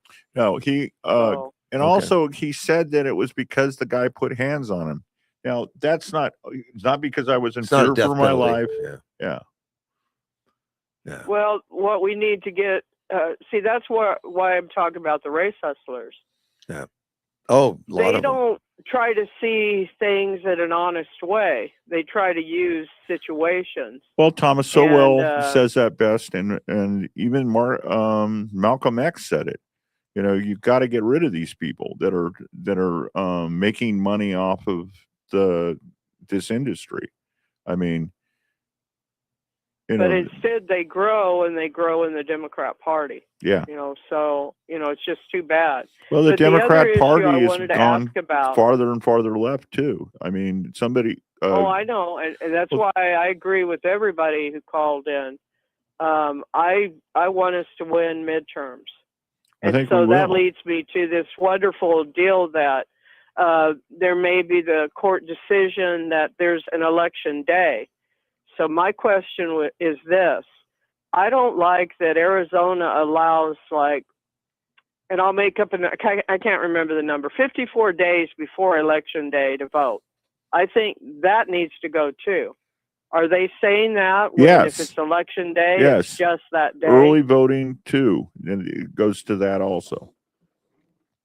What do you mean? Or you can't really do the early voting? It's got to be on election day? Yeah. Okay. I wanted to be, I just want to be clear. I've got a nephew that's it's not election month. We've been talking about it. That's in theory. We still have mail-in ballots though. Yeah. Okay. No, we don't. We don't. Well, I mean absentee ballots, but not. You shouldn't have. You shouldn't have mail-in ballots. We do in Arizona. We have mail-in ballots. Well, see what this court case. I vote Jonathan absentee. Turley was talking to Ingram about. That's going to change that, Russ. I hope so. I mean, I'd like to see it changed also. I'd like to see I think there would still be exceptions for the military, the infirm. Well, yes. I can't remember the categories, but specific categories. Well, and you have to do it by affidavit, the whole bit. I haven't voted in an election because of the fact I'm always working that day someplace, and I'm never anywhere near a ballot. It's been years since I think so. That would be the traveling. You would be in the traveling category. Yeah. So but right. I'm set up as absentee. I vote here in Yuma, Arizona, and when I moved my ballot from 2011 from San Diego to here. When I moved back here to work on an election, and I wanted to be able to vote in it. And so I've continued to vote from here, and actually, I probably need to change my address again. Yeah, it would be legal. My nephew was concerned with getting it all counted in that day, and I said, well, maybe what they'll do is they'll set up more precincts, and I don't know if that's the right word or not. Well, that's how it should be voted. How it should be counted. And then you vote in your precinct. It should be counted in the precincts. That's not, and not instead of in a main place. Yeah. It should not involve any kind of a machine. I mean, well, that's one theory. I mean, there's a lot of people. I mean, there's a lot of different ways it's getting done right now. We've already proven that the machines are crooked as hell. I don't know if the machines are crooked. There's some programming problems, probably. Go ahead. Well, if you can get it on the internet, the machine, it can't be connected to the internet, and it should just be a counter. It just counts. A lot of them are, the ones we used were, but I guess that's not the same in every state. A lot of them did have them into the machines, Andy. I mean, into the internet, which is disturbing. It is disturbing. Well, I think that it will, if we could just have it one day. And I told them if you use the different precincts, you could get the counting done. Well, that's what Florida does is they count all their mail-in ballots before election day. A week before. But I think the mail-in ballots have to go. Yeah, there's no other democratic society allows it. But they figured out there was fraud, and decided to do what was right. Right. Our problem in this country is we have a disagreement on what's right. There's a group of people called Democrats that want to cheat. Well, what's right is what makes them win. the things they did in California, which are fraught with fraud, were legalized because the powers to be made it legal to do what they're doing. It's against the law. That's why I'm real hopeful in this court case. It's against the law to have to show an ID in California. Well, to request it. Right. To even request it. Yeah. Right. To request it. You can't do it. So. And we have to have, that's got to be part of it. Like Trump says, you've got to show your ID. Yeah. So that's his talking points. I'm just hopeful in this case when you guys mentioned it yesterday. And I think I'd heard it from somebody else on Truth Social, but I didn't have any verification. So, and then I heard it on Jonathan Turley, and I'm going, yeah, this is a real thing. You had to get it from him. So, okay. By the way, if you ever get a chance, meet the man. Turley is an incredible mind to talk to or listen to. Right. He's at Georgetown, and which is frankly a liberal school in Washington D.C., the liberal law school, but really and I brilliant agree with legal Mike mind. on the previous caller where he was talking about tariffs. Tariffs would be good for this country. Yes. The Supreme Court really messed that up. Yeah. And I hope they don't buy into the letting illegals have their babies and become citizens. I hope that stopped, because that really was just an issue for children of slaves. That's all that was for. It wasn't to be used abused like it is now. But anyway, Mike's right. The tariffs, Trump is smarter than Victor Davis Hanson too. He is. And but I would like for him to go ahead and bomb. But I've got to try to be patient. It's not as many years as Vietnam. That's ridiculous. It's not even years yet. No, but still, still, hope it never reaches people would like it resolved. Yeah. And I don't know if maybe it's a strategy to keep showing that the Iranians are deceitful people, but most of us have figured that out. He doesn't want to kill, though. He's trying to keep from the innocent populations from suffering too much. Well, I just remember when this started. Anyway. This started, the Iranians in Washington D.C. had a big giant.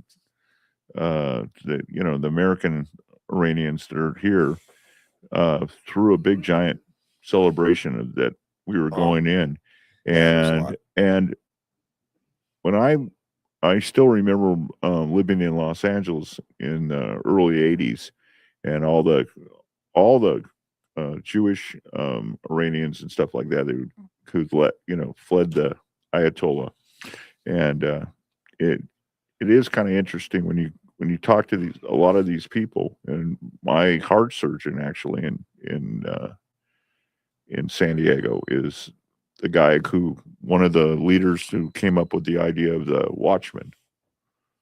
So thank you, Sandy. What is the Watchman? It blocked. It's a thing so you don't have to be on blood thinners. It's a blockage. So you don't they put have to be what? on blood thinners. It's a blockage they put in your heart if you have AFib. Okay. Yeah, that's all. Okay. Thank you, ma'am. No problem. And you know what? It's nice to hear all different kinds of voices, whether we agree or not. It's nice to hear. It is. And nice to hear. And have a wonderful weekend. Take care, man. Bye-bye. You guys too. Nice lady. She keeps me informed. She catches a lot of stuff I don't. See, I had a message from one of the listeners that's, probably unhappy with some of the callers. Like, why do you allow that fool on the phone? Why allow the racist caller on? Great insight, ? Because I said great insight. And I said, in what universe? Today calls show how split MAGAs are on Iran and all that. And so I answered it. I said, look, I allow most any attitude on air so that we know what the general population thinks. I don't agree with much of what you put out either, but I read it on air because I think all opinions should be discussed. If we don't listen to all, then we would be in a bubble like Blue Sky. And Blue Sky is the social media strictly for liberals. And if you say something conservative on it, they kick you off. Charlie Kirk used to say, as long as we have dialogue, we don't have violence. And because of the fact that as long as somebody can keep talking, and the answer to hate speech or whatever is more speech. It always has been. Yeah. The blue sky thing, which is the social media put out to contradict some of the others, it is so controlled.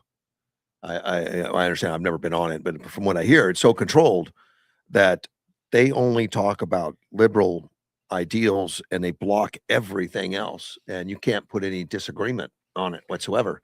And of course, some people think that's the way this show should be. No, well, I always think about the fact that that people that as the left goes farther to the left, that people all of a sudden said, well, it's not that I changed my attitudes. I'm the same place as I was before. You guys keep moving the line of where the center is.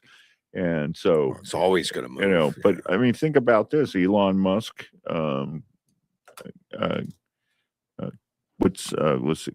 Donald Trump, number of people were Democrats. Many were. Let's take a phone call. Carl, good morning. Good morning, fine people. Hey, Carl. Sure. How you doing? I just want to throw my 2 cents for George Braun today. You too?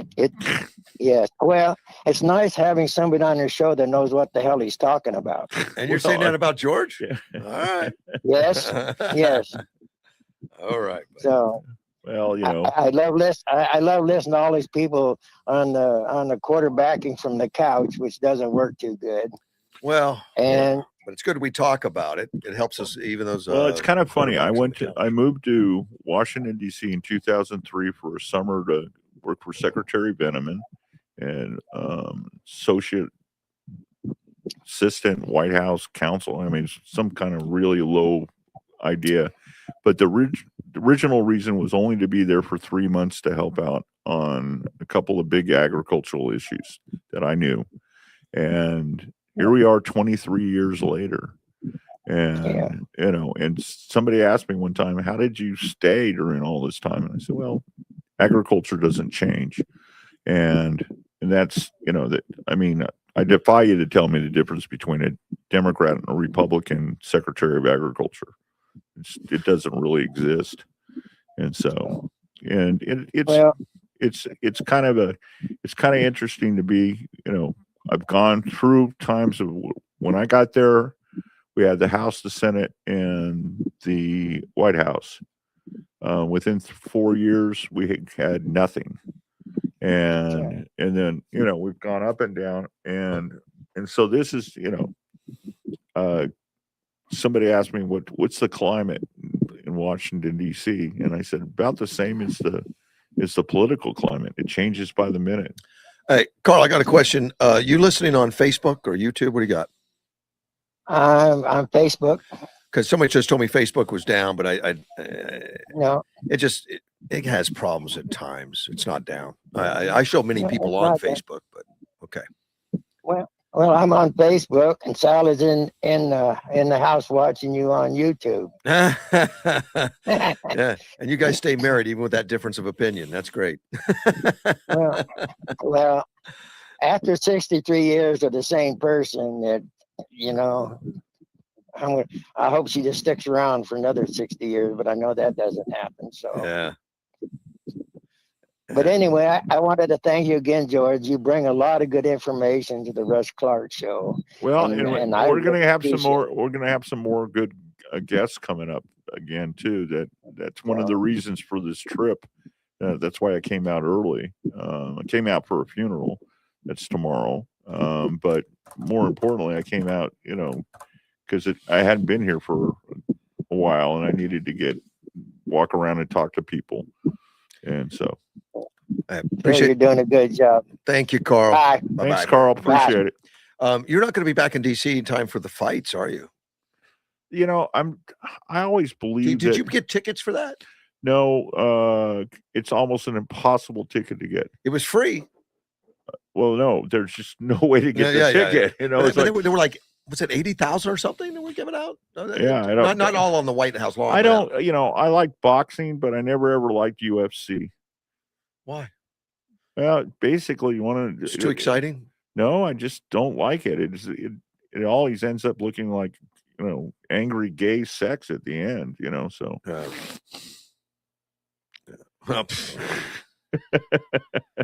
Oh man, you're gonna get beat up tonight. Yeah. My wife says you have your hand on your face, totally covering your face. There's a camera. Oh, there's you don't even. You see right over there. Oh, okay. I always thought this was camera. Why do you think I'm not looking at you? Did you think I was angry with you? Or sorry something? about that. Wait a minute. Is that better? Thank you. Yeah, it is better. I think. Well, it's right here.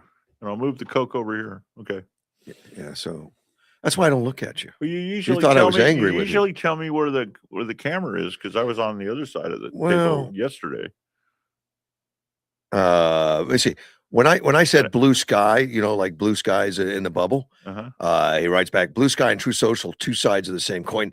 Not at all. If you read True Social, they don't block you. No, and they'll let liberal things come in. Yeah, same with the X. You can get on the X and say I love Trump, I hate Trump, I love Biden, and Kamala should be president. It doesn't matter. Yeah, it doesn't matter.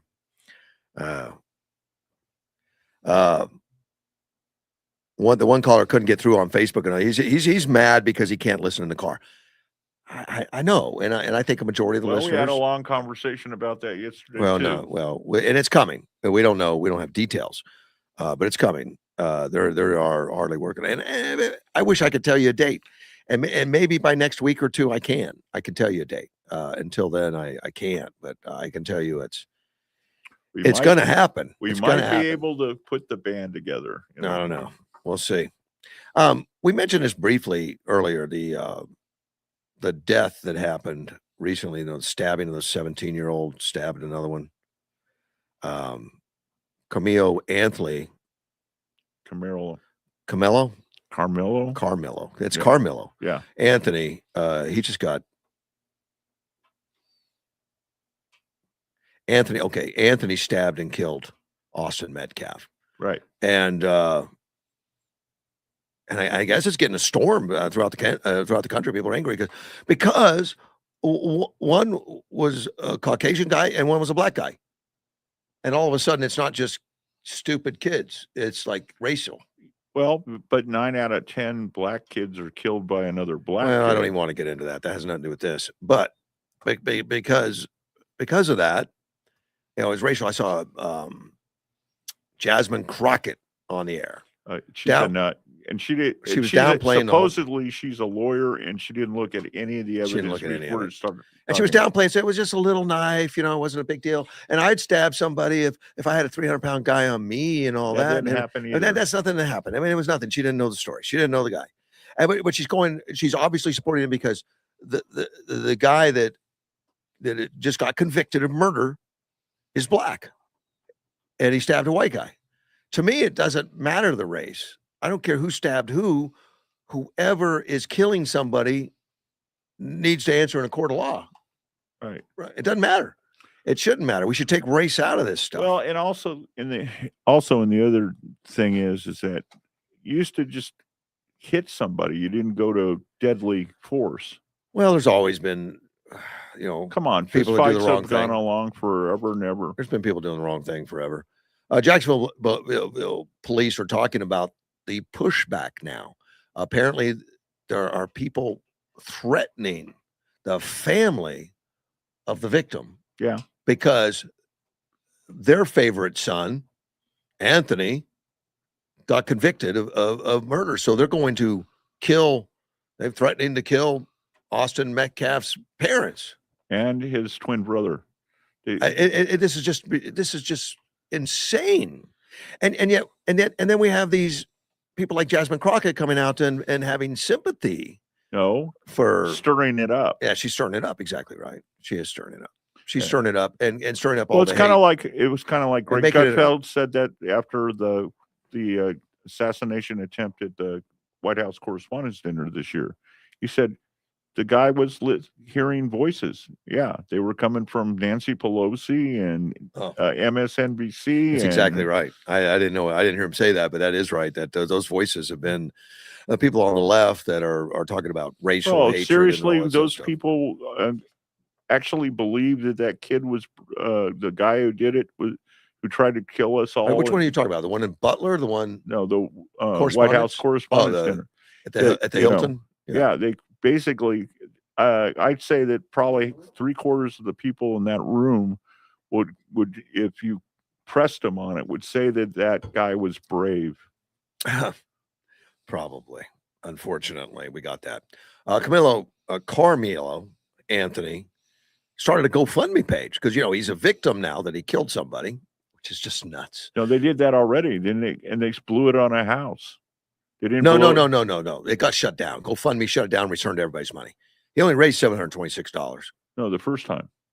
They according to this, they got like $750,000. I haven't read that. No, that was the original amount of money that didn't go to the lawyers, and then they hired a public defender. Okay, and that's not in this article at all. No. This is and GoFundMe says the terms of service expressly prohibit fundraisers that raise money for legal defense of anyone formerly charged with a violent crime. Consistent with this long-standing policy, the fundraiser campaigns for the legal defense of someone charged with murder are removed from the platform and fully refunded. As such, it was removed and refunded. So I don't know. I'll have to look at it if they snuck one by them, but that'd be a big sneak. I was pretty sure that they actually gave him $750,000 would be a lot because they bought a house with it. I remember that. You might be. I mean, there's been people that have done those things, but I don't know if it's them. There's a family member who received a text said that meaning Austin, messed around and found out, and Austin is the guy that got killed. So I guess there was a disagreement and he got killed. So that's messing around, finding out. They put something more explicit, but that Anthony provoked him to a fatally stabbing him. And one other message. Anthony was the provoker, and they're saying that. It was Carmelo was the provoker. He said, "Touch me and see what happens." I didn't listen to the case, but probably the problem is that all the, that they had all the video of it, and one, he wasn't surrounded. The one of the witnesses had to change he actually changed his testimony on the stand. But as far as the defense goes, they didn't put up any character witnesses other than the mother. They didn't, they had no witnesses. Public defender did not a great job on this one. And so I just got a message from my StreamYard. StreamYard is the organization I use to send everything out on the show. And it sends it out all simultaneously to Facebook, YouTube, X, and Q. Q is a television station. And I got a note back. I've never seen one of these. We are currently experiencing degrading communication with Facebook. Our team is working closely with Facebook to identify the root causes and implement a resolution. And I remember I told you Mike had texted me, another Mike, a different one from the other two, that said he got cut off of Facebook. Maybe that's why. Oh, what's his name said that he could still hear him. Yeah, he was still on Facebook. So I found that interesting. That I've never. Maybe it's depending on where you are. So there is a Facebook problem. It's still transmitting. Apparently, Facebook is having a hard time with some of on their end. I just got to tell you that as somebody who's been with K-Blue ever since the 70s when I was working for Copa High School. You were listening. This is probably the best studio we've ever had for cable, or people like this. And this is just wonderful. I love this building. Yeah, all I see is this little corner, but this is a huge room, beautifully done, and curtains and all kinds of stuff. Well, on top of the, but we're going to redo it all. I know, but the equipment is. So good. Well, so good of equipment. We were able to do the show from my apartment, with cheap stuff. We do it from your apartment with cheap stuff. Yeah. But he's got some pretty nice stuff in there, and still more equipment's coming for the station when that all gets settled. There'll be regular transmission equipment then I can do a better job recording and putting in commercials, putting in the other stuff I need to do. Which it's coming, but yeah, it is. I did think they liked my design for the cards. Oh, yeah, I think your card design was better and you're talking business cards. Cards. George has always had business cards for K-Blue, but he bought them himself. He just designed them myself. Designed them, sent it off to a card manufacturer. They gave it to him, and he puts himself off as an employee of K-Blue, which is fair because he contributes, so that's fine. But it helps a lot of times. If you're part of the media, you get some you get some attention at a lot of events. A lot of events will help get you in, and I used to go to a lot of things just because I had media. Well, we actually have credentials to the Pentagon. Yeah, when they changed the whole thing on it, I signed all the things that you were supposed to sign. So did Neil, and then we have the White House correspondence. You haven't gone yet and sat there yet, have you? Yeah, several times. Oh, okay. John Gizzy took me. He did? Yeah. You sat with John Gizzy? Oh, That's God, awesome. yeah. But one of the things is the funniest part was when Chanel Rion from One American News did the research and found out the White House Correspondents Association has absolutely no credentials to be in charge of that. And so they went to the Caroline, or what the who was the one who just had the baby? I don't know. The press secretary.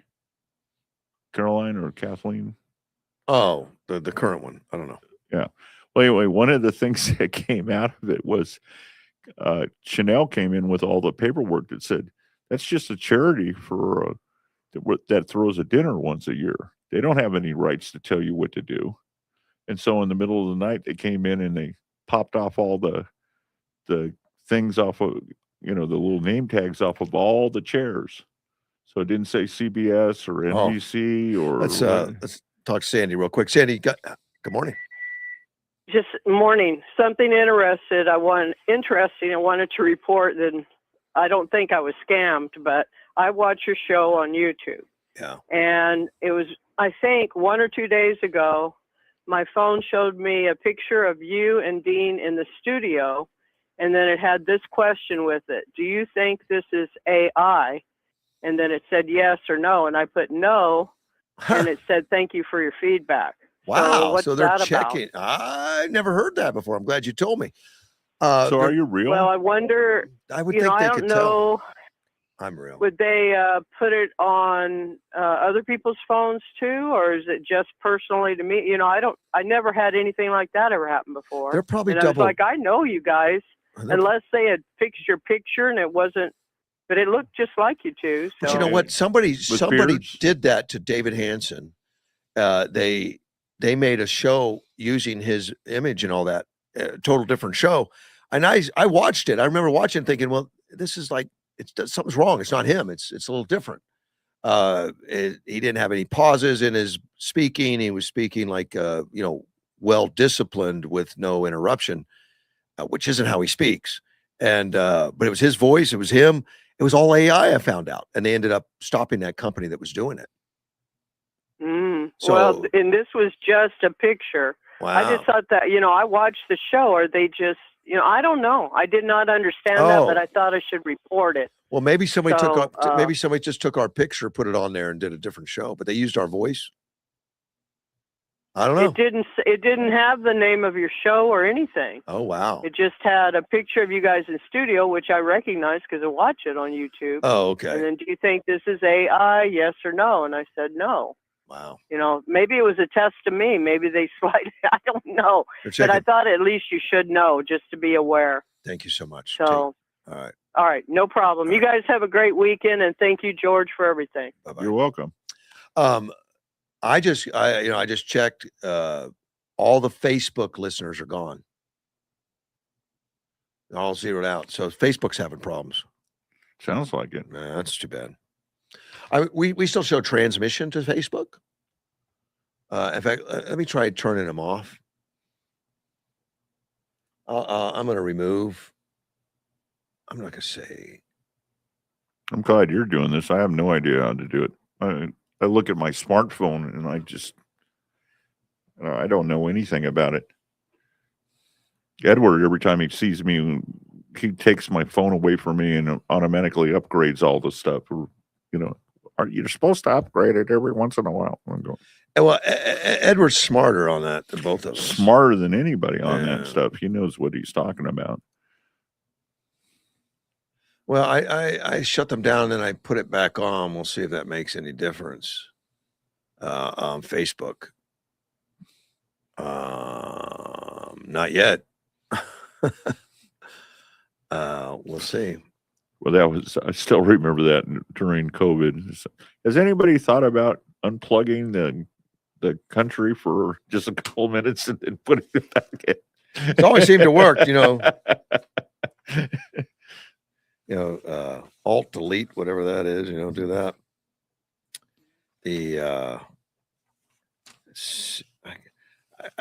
I got a lot of stuff I want to cover. I just don't know how much of it you know about. We'll give it a try. That it never stopped me from talking about something anyway. I'm from Washington D.C. We can talk about anything, even when we don't know anything about it. Here's a couple of Yuma things. A 20-year-old Keith Simmons is charged with second-degree murder. Wow, which always makes sense. Well, this is a Yuma thing, a Yuma story, and unlawful discharge of a firearm, and that was back in August of 24. His friend, 19-year-old Eduardo Dominguez, of course, is died during the incident, and Simmons is saying that it's an accidental shooting. The gun malfunctioned, kind of like on a movie set, but that one still doesn't make any sense. It didn't. And I don't know if this one does or not. I don't know. We'll find out. But it's a tragedy. Well, no matter we what. went out and looked at all of David Keene's guns. Yeah. Former president of the National Rifle Association had an incredible gun collection, and so it's Donna's selling them all, and so we went over to go look at them and stuff like that, and Chris handed me a shotgun, and I immediately cleared it and went through the whole thing like Tim Waltz would. Yeah. But my favorite story for that was Madison. When she was 5, we took her to CPAC, and she went to the NRA booth, and the guy gave her the basics real quick on the laser gun that she had. Yeah. And then her dad walks over and picks up the gun, and it's like the guy goes to Madison. What did he do wrong? It's like this.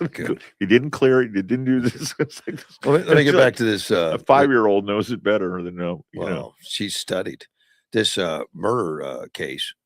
This happened in the courtroom. I guess the defense lawyer was talking to Keith Simmons and says, "What other words would you use to describe how you felt that day?" Is that a normal defense? Is that how do you feel? How'd you feel that day? When that thing went, he said, and the defendant, Simmons says, "I was in disbelief. It was a nightmare. I couldn't wake up from that." That almost sounds like it was rehearsed. Okay, do they rehearse those things? Like something just went. What? Did you lose your audio? Yeah, it's not as good as what it was just a second ago. I haven't messed with it. Is that better? Yeah. Turned it up a little bit. Defense lawyer says, "What other words we use to describe how you felt that day?" And the defendant says, "I was in disbelief. It was a nightmare that I couldn't wake up from." Sounds rehearsed. But they do that, don't they? The defense lawyers will rehearse. Yeah. I'm going to ask you this, so what's your answer going to be? And well, the old lawyer thing is you never ask a question that you don't already know the answer to in court. And then he asked, "Do you miss Eduardo?" Of course, the young kid that was killed. Apparently he didn't. Yes, he said, "Oh, well, not with the firearm." He meant with emotionally. Oh, emotion. And then he started crying and said, "Yes, sir." Yeah. That's hard to do. He could face 10 to 25 years in prison. Someone says, "I was passing a gun at Eduardo. I don't know what happened, but the gun just went off the ground.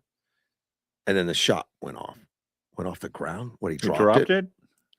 That's what it sounds like, but the gun just went off the ground. I don't know what that means, off the ground, unless he dropped it. And if you drop it, modern guns won't do that. I mean, there's some cheaper guns that don't have safety for that kind of stuff, but a sad situation. But that's first, yeah, dropping a gun and having it go off. I mean, they would be able to tell from the angles and all that on how it was shot, but that sounds like an accident. I don't think we know enough to even discuss it. I mean, I know. I mean, but it's a current case going on in Yuma. That's you ever been called for jury duty? Oh yeah, several times. Have you sat on juries? Never been picked. So I've been called. They won't pick me. No, they won't pick me either. I know too many people. Usually, as soon as they see a lawyer or whatever, they go through this. Kathy, a friend of mine, she was picked the other day, and she knew everybody, and they threw her out real quick. Oh, my favorite one was in San Diego. There, the president of the bar came out and said, "We got to get better juries," and the head of the jury thing, the guy who's in charge of running the voir dires and stuff like that, and they don't want professional juries, though. Well, no, but after that, they wouldn't let any lawyer off of a jury duty, so you'd have to sit down at the courthouse for 3 days, during whether they picked you or not, just because of the fact that they were trying to get back at the president of the bar for that. Well, I'm listening back from my guy that could not get on Facebook. Mm-hmm. He says he's good now on one phone. He's able to get Facebook, but I'm still showing zero transmission on Facebook. But I mean, I show him transmitting, I show zero receiving, but it's not very accurate anyway. Construction down in San Luis, and this one I saw yesterday. Yeah, we were talking about it. I don't think I talked about it on the air at all. Yeah, you did. No. Oh, you didn't? Did I? I remember talking about with you. Well, I'll mention it real quickly. There's going to be, well, maybe I did. There's going to be construction at the San Luis port of entry on the Mexican side, looks like. It says the San Luis port of entry into Arizona from Mexico. According to U.S. Customs Border Patrol, the San Luis port of entry is from Sonora, Mexico, on the western edge of U.S.-Mexico border in Arizona. Now, the western edge would be in San Luis. The port of entry that's commercial is a little further east, right, by about a few miles, which is what I thought they were talking about, because its construction on the port will begin on June 20th, and today is what, the 12th or something? Yeah, 12th. So it starts in 8 days. It's expected to last 4 to 5 months. Construction will include installing equipment, enhancing infrastructure. Vehicle processing will continue, but travelers should expect delays or experience delays. The United States imports around $1 billion worth of goods each year through Arizona's westernmost border crossing. And which if we're taking in millions of dollars, that's got to be the commercial port. That's what I was thinking. Yeah. And we built that commercial port, 10 years ago or so on our side, and it's never put the volume that it was supposed to. At least it didn't initially. It cut the volume down because it was so good. They used it as a training area for these officers on the U.S. side, and they started doubling, tripling, quadrupling inspections and slowing things down, and people getting busted for taillights out or something, and so they were driving to California, getting through inspection and coming back to Arizona faster than if they'd just gone right across the corner. Really? Yeah, that happened for quite a while. Hundreds of millions of dollars worth of fresh produce. So it has to be the produce, obviously. Commercial port, because and a lot of our farmers in Yuma,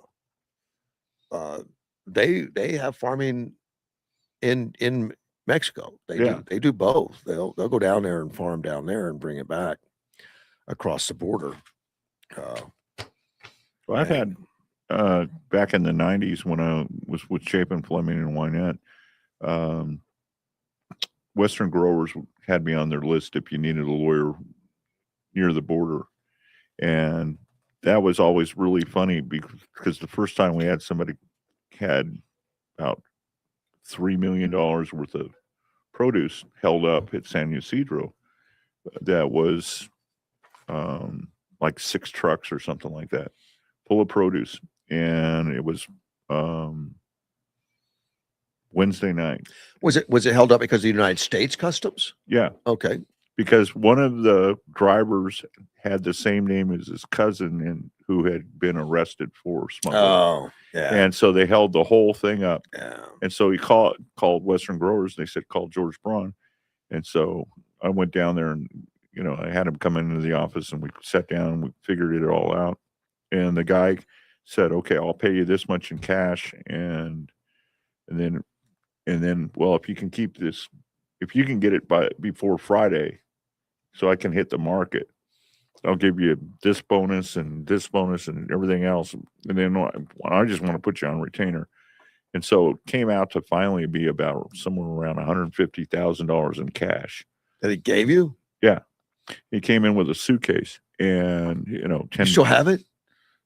What, the 150,000? Well, I was working for a firm, so I didn't get it. Oh man. But it was funny as heck because the guy comes in and then I go to our gal and I said, Nancy, I need a cash receipt and somebody to come in and watch me count this money. And by the way, where's our safe? We don't take cash. Yeah. You got to tell him to go down to the bank. Oh no. And I said, you might want to get the old man on the phone. Yeah, you don't want that. Yeah, I mean, you got it in hand. Take it to the bank yourself. Yeah, and so anyway, so Chapin calls her back and goes, show her a dollar bill because we're required to take for all debts, public and private, cash. And then he goes, George, do you have a safe deposit box? And I said, yeah. And he goes, put it in there, and then until I meet with you on Monday. And so I showed up for work on Monday late. But so where is George? I don't know. He said he's on vacation. But it was funny. I walked into the conference room and all the partners were there. They gave me a bonus and told me to leave. For taking cash? Yeah. But they gave me a bonus in cash.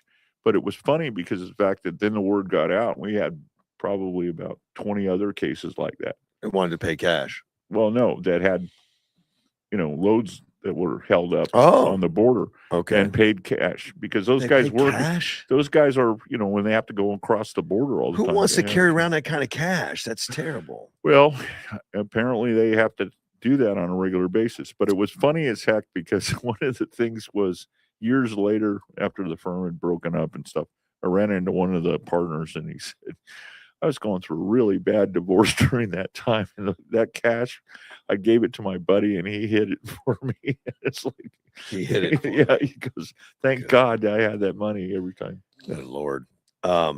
Caroline Levitt's who you were thinking about. Caroline. Yeah. For one of my listeners. Just a wonderful woman, by the way. I like her a lot. She had a little girl the other day. Okay. And I remember she took off for maternity and then came back the next day because of some incident, Yeah, and then she, and then she showed the baby up. When last time I met her in person was when Erica Kirk spoke at Turning Point USA, and right before this, and they added 2 chairs out there. And it's like, and Caroline comes in and goes, "Okay, we're on. I'm overdue, so in case." Yeah, we got to run. Here's another human story. Family demands justice after the 2 dogs were found shot to death near a canal. That's that's pretty good. Now, who's shooting dogs? Well, I know a guy that has some property out in the outside of town, out in the county, and he has goats and chickens and all kinds of stuff. And there were some dogs running around for a while that would get out of the fences that they were. I mean, they would down the street, come over and start killing goats and chickens. Really? Yeah, he gets up early in the morning and shoots, but then he calls cops. Yeah. You don't do that. And the dog was on his property, and they showed him and all that. That's the best way to handle it. That's not what happened with this one. No. This one, let me see this. Regalio Gonzalez is still struggling with the process. What happens when 2 family dogs, Cabazon and Shapiro. That's nice, Shapiro.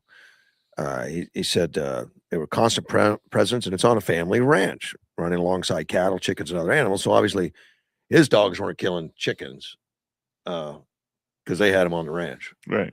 Not all dogs will. He said they used to run with my cattle, with the chickens and everything. They weren't troublemakers. They were found dead near a canal on this last Sunday. And people found them dead, and they called them. I guess they knew who it was.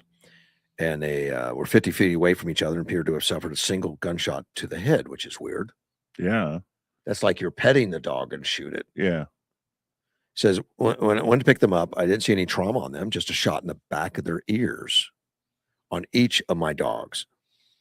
It sounds like a mob hit. Yeah. I mean, it doesn't sound right at all. No. Really. I mean, that doesn't sound like a dog that's attacking an animal. No. And a farmer had to stop it. And he believes that they may have been shot somewhere else and dumped near a canal. I don't know why they believe that, but that's what they think it looks like to them. Because they were running around, someone shot a dog. They need to be a very good shooter, a sniper, to have hit them in the same place.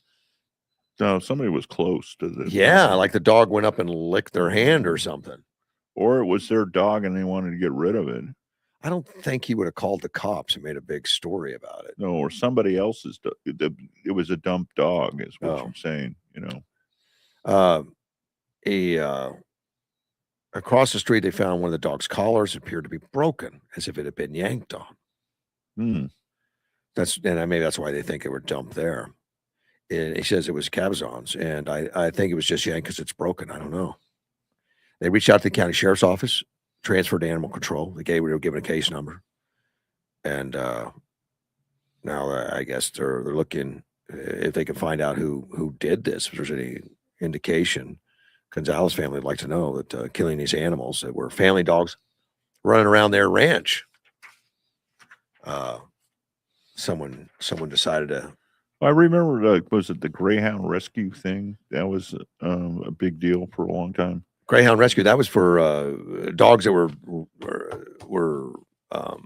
used in racing dogs. But one of the problems with those dogs was that they would go after the cats. I never heard that. Yeah. But they used to race, and they would have like this fake rabbit on a. You went to the dog races? Boy, I actually really enjoyed the dog races. I mean, I'm a big horse racing guy. I go to Del Mar every year. I've got a turf club membership. I used to go to them in Florida and stuff, and dog races. I don't know why. It was meeting people there, going out with some groups or something. And, I never understood it all. I'd play some bets, lose a little money. Well, dog racing was, really exciting because you never knew what was going to happen. I mean, they go around the corner and all the dogs roll on the ground, and whatever one limped across one. They just run out. And I enjoyed myself every time I went, but I don't think I'd go. I mean, unless somebody was having an event, said, "Hey, we're having this event over the dog race," then I'd go. But I don't even know where they have a dog race anymore. Well, they closed it here when the casinos opened. That was before I moved here. They closed it. I moved here in '95. So, but it used to be down. You went down. It's right next to the Border Patrol there off Avenue A. Yeah, right by the airport. It was kind of fun. It was beer was cheap. The food was good. Well, it was 90. It was in the 90s, so yeah, it was cheap. Yeah, by compared to today. No, I mean in the 80s. Oh, okay. I mean, I go back way longer than you do. Oh, and Yuma, and in the 70s, I knew guys that were the people that walked the dogs out onto the thing. And now I grew up. I went to high school in Dover, Delaware, and they had a racetrack there for horses, but it was with the little carts behind them. Yeah, they didn't ride the horses. The horses pulled them. No, that's what do they call that? I don't know. It's at Dover Downs. Dover Downs is now where they do NASCAR. Well, not only that, but the horses have to canter. They don't run. Oh, they don't run. Yeah, that's right. A special way of going trotting of some kind. Some kind of a trotting thing. That's right. It looked goofy to me. I didn't want to do it. I didn't go very much. Yeah. It's another thing to go to. But I always loved Del Mar because of the fact that it's a long shot track, because it only goes from mid-July till mid-September. It's pretty. It's pretty out there. It's a nice country. Well, it was originally set up by and that's Jim Durant. Was it Durante and Bing Crosby and those guys. I know it's right near the ocean there, but where exactly? It's north of San Diego, but what's the town it's nearest to? Del Mar. There is a Del Mar town. Yeah. Okay, I can't remember, but right next to Solana Beach. Solana Beach. Okay. And so, where the turf meets the surf in Old Del Mar. Is that what it is? That's the name of the song that Bing Crosby wrote for it. Let's go scuba diving in Solana Beach off there. Oh, yeah. Let's take a phone call. You're on the air. All right, I guess I need to educate you boys again. Go right ahead. Okay, dog racing, when it came to Yuma, the Gresham family right is the ones that put the money up to build that track, which is no longer there. If you drive down the 4th Avenue extension, the Border Patrol has since leveled all that property and they're putting a fence up around it now. Right. Because the Gresham family sold it. Now, when legalized gambling came into Arizona for the tribes, that kind of put them out of business. So down on the bottom side, they had off-track betting, and that was the only thing they had, which you could bet all the tracks, like in Florida and anywhere else. They had dog races, Phoenix. They were still racing the dogs, but you could also wager on the horses too. Oh, so that was one of the earliest off-track betting in the state of Arizona when legalized gambling came out for the tribes. The first casino that the Cocopas built was a triple wide manufactured building, which I installed way back when. Was it just bingo originally? Pardon me? The original casino originally was a modular building, like a triple wide mobile home, but it was commercial built. Okay. Which we installed way back when. And then that was run by Bill Condrey, had a bar on 16th Street at the time also, but he was the manager of it because he had the alcohol license for them. Okay. So that's number one. And then you come back to, and I forgot what the other, when you were talking about this disappeared, aside from the dog tracks disappearing, I made a lot of good money, contracting back in those days. And I would go down and I'd sit down in the reserve seats. I had my own table, and my business partner was Tony Turntine. And we'd go in on a Friday night. Well, actually, we started at noon when we did payroll at Fattine's Restaurant on 4th Avenue, where the crossing is. We'd do payroll back in the back bar and pay everybody cash because, I had some tough guys working for me. They wanted cash. But we'd go in there and we'd have a couple pitchers of margaritas, go home, get a shower. And then by 7 o'clock, we're at the dog tracks and we are winning because I had runners that would run from the table to go make the bet at the last minute. We watched the dogs. I read the book. I could figure out how to do this stuff. So we're talking about the good old days. But what I was going to say is you go back in history, I have eidetic memory about what's gone on around here when the casinos first started. Yeah. And then that Paradise wasn't even a thought. I just remember it was a lot of fun to go to the dog track back in the day. Oh, no, it was a blast. Because Friday nights. You sit there and we would wager. I mean, Tony and I would wager. We'd be sitting there and our runner would be standing beside us, behind us, while we're eating a steak and drinking a Heineken. He would stand behind us and I'd watch them getting ready to shoot the dogs. And if I saw a dog stop and go to the bathroom, I'd say, well, because they weighed less or something?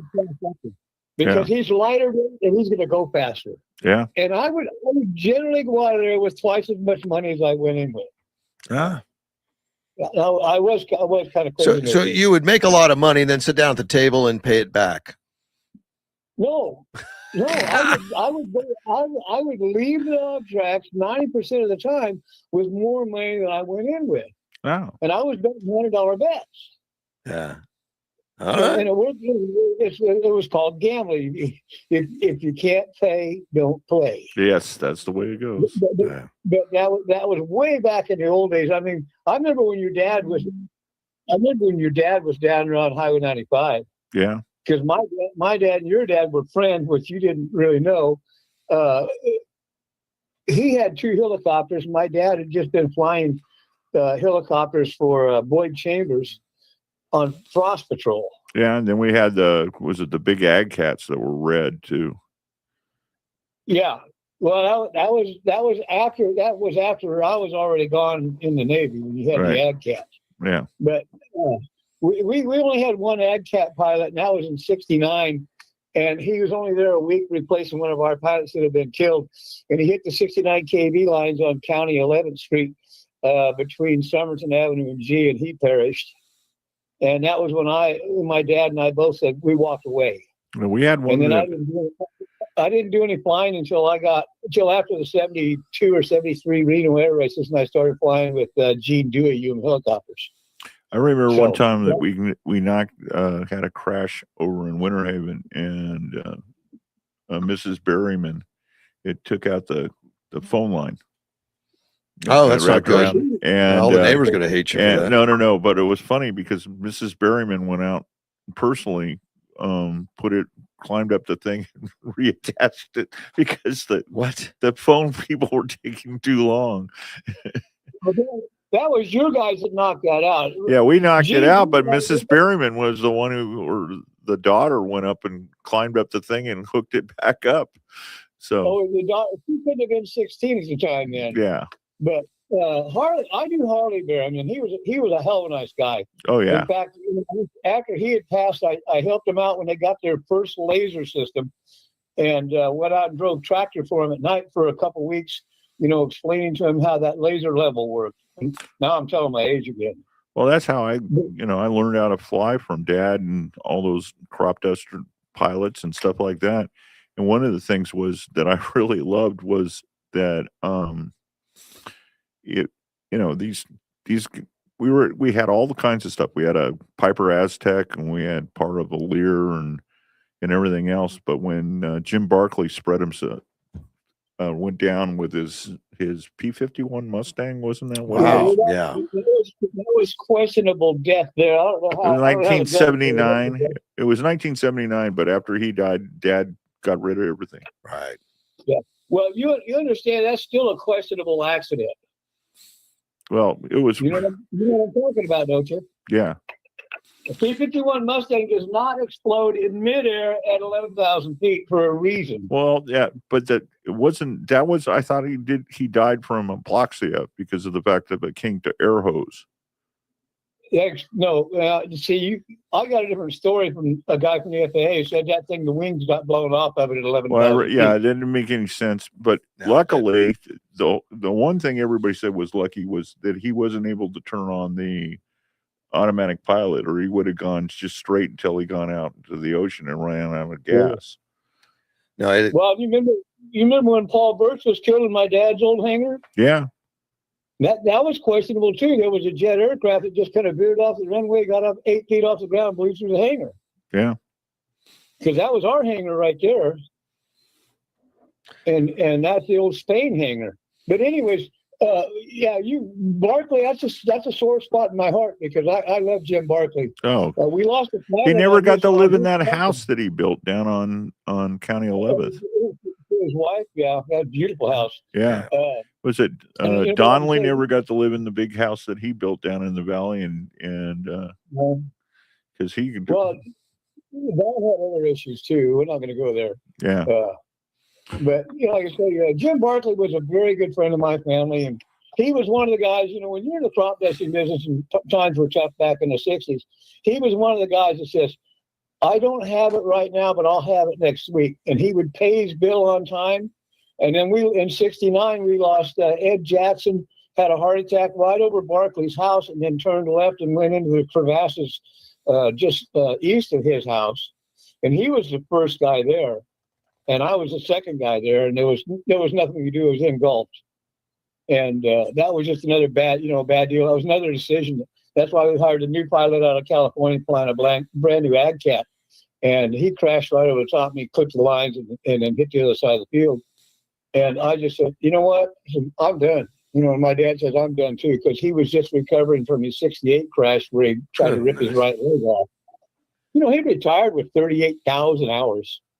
Wow. At 3 feet off the ground. That's a lot, especially crop dusting. Well, you got to remember the crop dusting. The helicopter pilots we had here were the ones that had survived Vietnam. Well, Bobby DeShazo was Korea. And he ended up, when he finally retired, Bobby DeShazo was flying twin rotor Healer. And then he finally said, no, he got hung upside down on the power lines.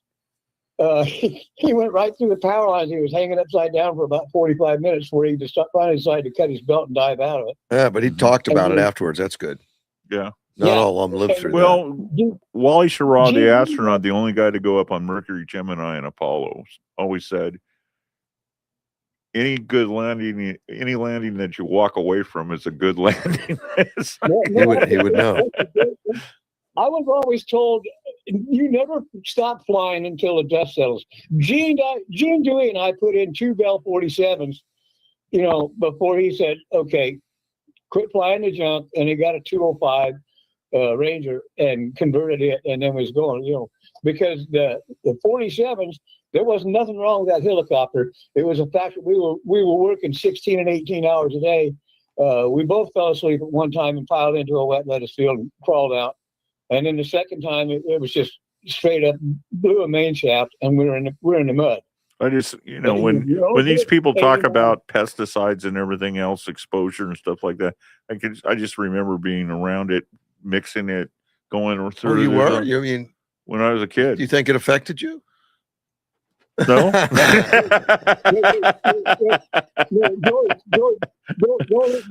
that. Big dogs landing on my face. Yeah. Do you know what Agent Orange is? Yeah.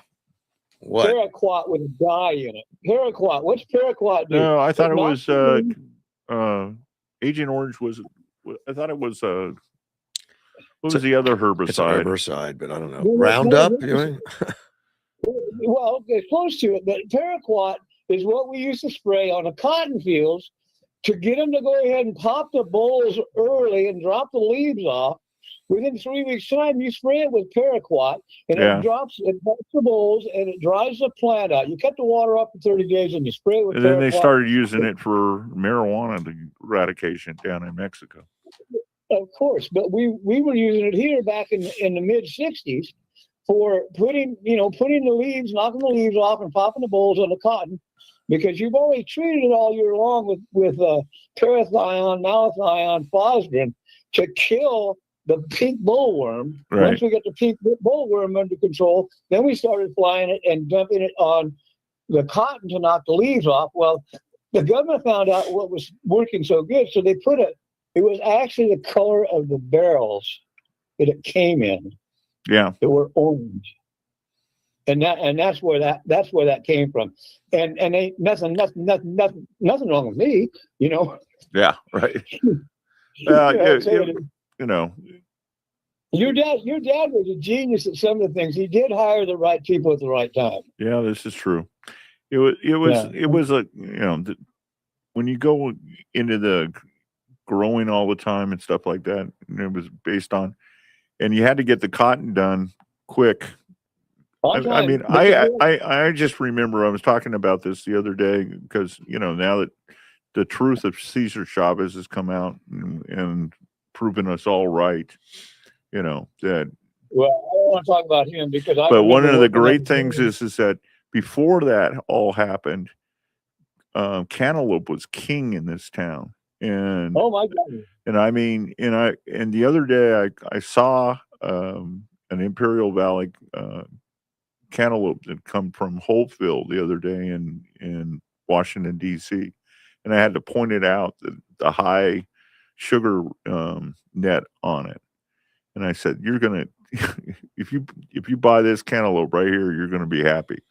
Because well, you could make wine out of it. I mean, it was so sweet. 5 days. I mean, but when we were here in the 70s and stuff like that, when all of the sheds were going, Pasquinelli and Pikasevich and everybody, and I actually still have some of the old things from Houck, bountiful melons, bodacious melons, and they had some really great fun names for these things. Was it Gunsmoke and Whiskey was Griffin Snyder? I don't know. Okay, well, everybody always had a really good label that they had for their produce. And so was it Gunsmoke and Whiskey with Griffin, and Griffin was called Gun because of the fact that he'd accidentally shot himself in the foot when he was trying to shoot a snake. I can believe it. And Snyder was Smoke because of the fact that he was a great BSer, and Whitman was Whiskey, well, for obvious reasons. But it was. Which Whitman are you talking about? You can talk about it. Well, it's just really interesting to see when you see all the old labels that we used to have here in town. I mean, like Durago Farms, what was his label? Andy Boy.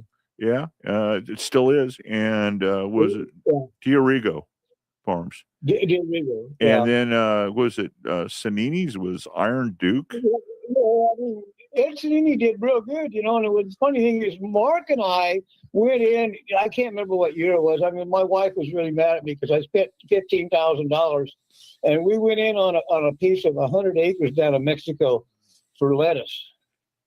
And it cost us another $5,000 a piece. We had to go in. The alkali was so bad, we had to go in and put $10,000 worth of potash down on 100 acres.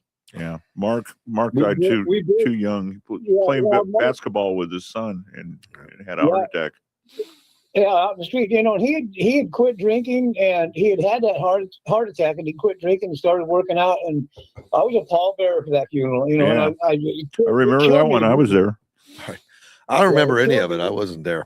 So you got to go now, Andy. Okay. See you guys. See you guys at lunch. Edward had a few comments about our discussions.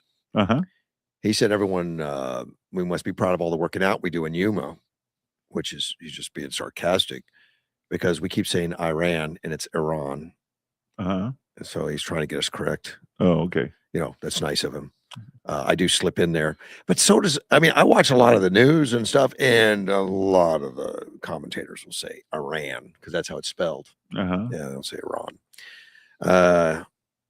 And then he lets me know he's in Dallas right now on the trading floor as SpaceX is about to go public. Yeah, it's like, that would be a lot of fun. What does it open at? It opens at 125 or something 135 like that? or 138 or something. I don't know, something like that. I don't know. I got to buy in on it. So dude, I don't. But he sneezes and he changes the market. So I don't want to go near that. And, but he's already had a big interest in SpaceX. I don't. Well, I asked him if that. No, but when it goes public, that has to automatically turn into something else. We went out to lunch one time, and Elon was calling about something about the space thing, and it's just amazing what these guys have come up with and how fast. The idea that you could land a rocket again. Nobody or reuse one. Yeah, reuse one even. Well, just land it the same way, just like in the cartoons from way back when. He was a cartoon guy, I guess. Oh, but it was really interesting. I was watching the thing on it the other day, and he said, can't use a computer model because it won't work to get, you have to make the mistakes in real life. That's not true because many of these guys have done computer models. And use that, and he does it, and I think he's faster, cheaper, and I agree with his style. He's like 10 cents on the dollar, what everyone else is doing, but everyone else is using computer models. No, but the thing is that Schraw and I represented Schraw and Alan Shepard, Scott Carpenter, Gordon Cooper. Did one thing for John Glenn, but I represented his wife till she passed at 100 years old, and then of course Chuck Yeager up until he died in his mid 90s. But one of the things is that to listen to those guys, they said, we got up every day and went out and watched these things explode before they told us that we were going to get up into one of these days. Sure. It's like, and it goes every time we're waiting around. It's then But it takes a lot of gumption to get into something that you just watched explode. I guarantee you, Elon uses a lot of computer models. But one of the things was that Wally Schirra and I would go to Del Mar because he lived in whatever the Rancho, whatever the really hoity-toity area of San Diego is, like Beverly Hills. But it was really funny. I go, I know why I like to, gamble where you bet really, really long shots, because a small amount of money. If you win, you win. A lot of money. But if don't you expect lose, winning. But if you lose, you don't lose that much money. But guess... one of the fun things was I go, okay, well, Wally, why do you bet this long? And he goes, I went up on 3 rockets and came back. And each one of those rockets was built by the lowest bidder. The SpaceX is supposed to start off at $165 now, according to Edward. Wow. Yeah, that was higher. Normally you hear these initial public offers are nothing like that. $165. Usually hear much less, but okay, we'll see where it goes. I'm really curious. See if at the end of the day it's $165 or $300 or $1,000 or $50. I have no idea. I don't know. I always like to when you have one of these things that goes way up, and then I like the idea of selling short and waiting for it to drop for a little bit, and then buying it back again. Well, you go right ahead. But it's funny because I got a phone call from Arthur Laffer, and he was saying, your name is as general counsel on a couple of IPOs here. Did you know that, George? And I said, yeah, I didn't think they'd ever go anywhere. But one of them is going to go supposedly next fall. And I got the valuation on it. I go, you're kidding. How many shares do I have? And they told me, and I go, you're kidding, because of the fact that I was general counsel, and that, I didn't. You would get paid in that. I didn't get, I got paid in stock because they didn't have any money to pay the lobbying and the legal thing. So not always a bad way to go. Well, if you believe in the company. Well, I can't count how many .coms that I was glad I took, and lowered my fee by half before I said, well, and then I'll take equity too, but I still got money, so. There's you know what a Quick Trip is? A Quick Trip? No. Convenience store. Oh. Okay. Sometimes they say QT. They just put QT on it. Kind of like a Circle K? Yeah. 7-Eleven, it's okay. Kind of like same concept and all that. There's not one in Yuma. But apparently they want to build one.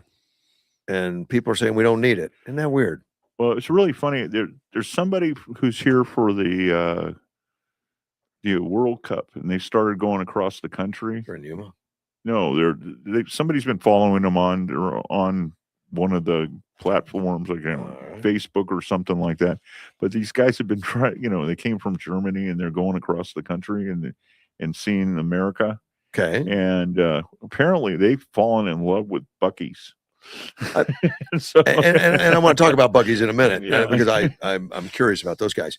But the QT, they want to put one on Airby Road 26. It's out by the college, out there by Exceptional Hospital is out there. It has a small little emergency room hospital out there, and people are complaining about it, which is shocking. I mean, I've been in Yuma. Why would you complain about another store that we can go get gas and get some food at? Exactly right. Why? One less place you have to drive farther to go. Unless somebody doesn't want competition. Janice Ager, a local resident, the hard thing is that I know it's a good business and I'd love to have it, but there's with the extra diesel trucks they're going to have around, that's probably the biggest issue for me. So she doesn't want the diesel truck. So she think a Quick Trip is like a Love's or something. Is it? I have no idea. So she just doesn't want to have business not in my neighborhood. Is it going to be like a truck stop, or is it? According to Janice, she thinks it's a truck stop. So it's kind of interesting. Well, it says, by the way, the biggest Supreme Court case that has come down for trucking came down on the 14th of May. What about it? Well, it changed completely the way that trucking has liability. 9-0 opinion. How did it change it? Well, it's called the Budweiser model. What you do is you incorporate each truck so that in case like it's an independent or something, right? So that in case there's an accident, that's where it stops. Something catastrophic. That's where it stops. Yeah. Right. Well, the problem is that we've when we opened it up for these aliens and stuff like that, who a lot of illegal aliens are driving. They don't speak any English, which you're required to. That's coming to an end. And the CDL and everything. Well, this really put it to an end. This decision that came down on May 14th. What was the decision?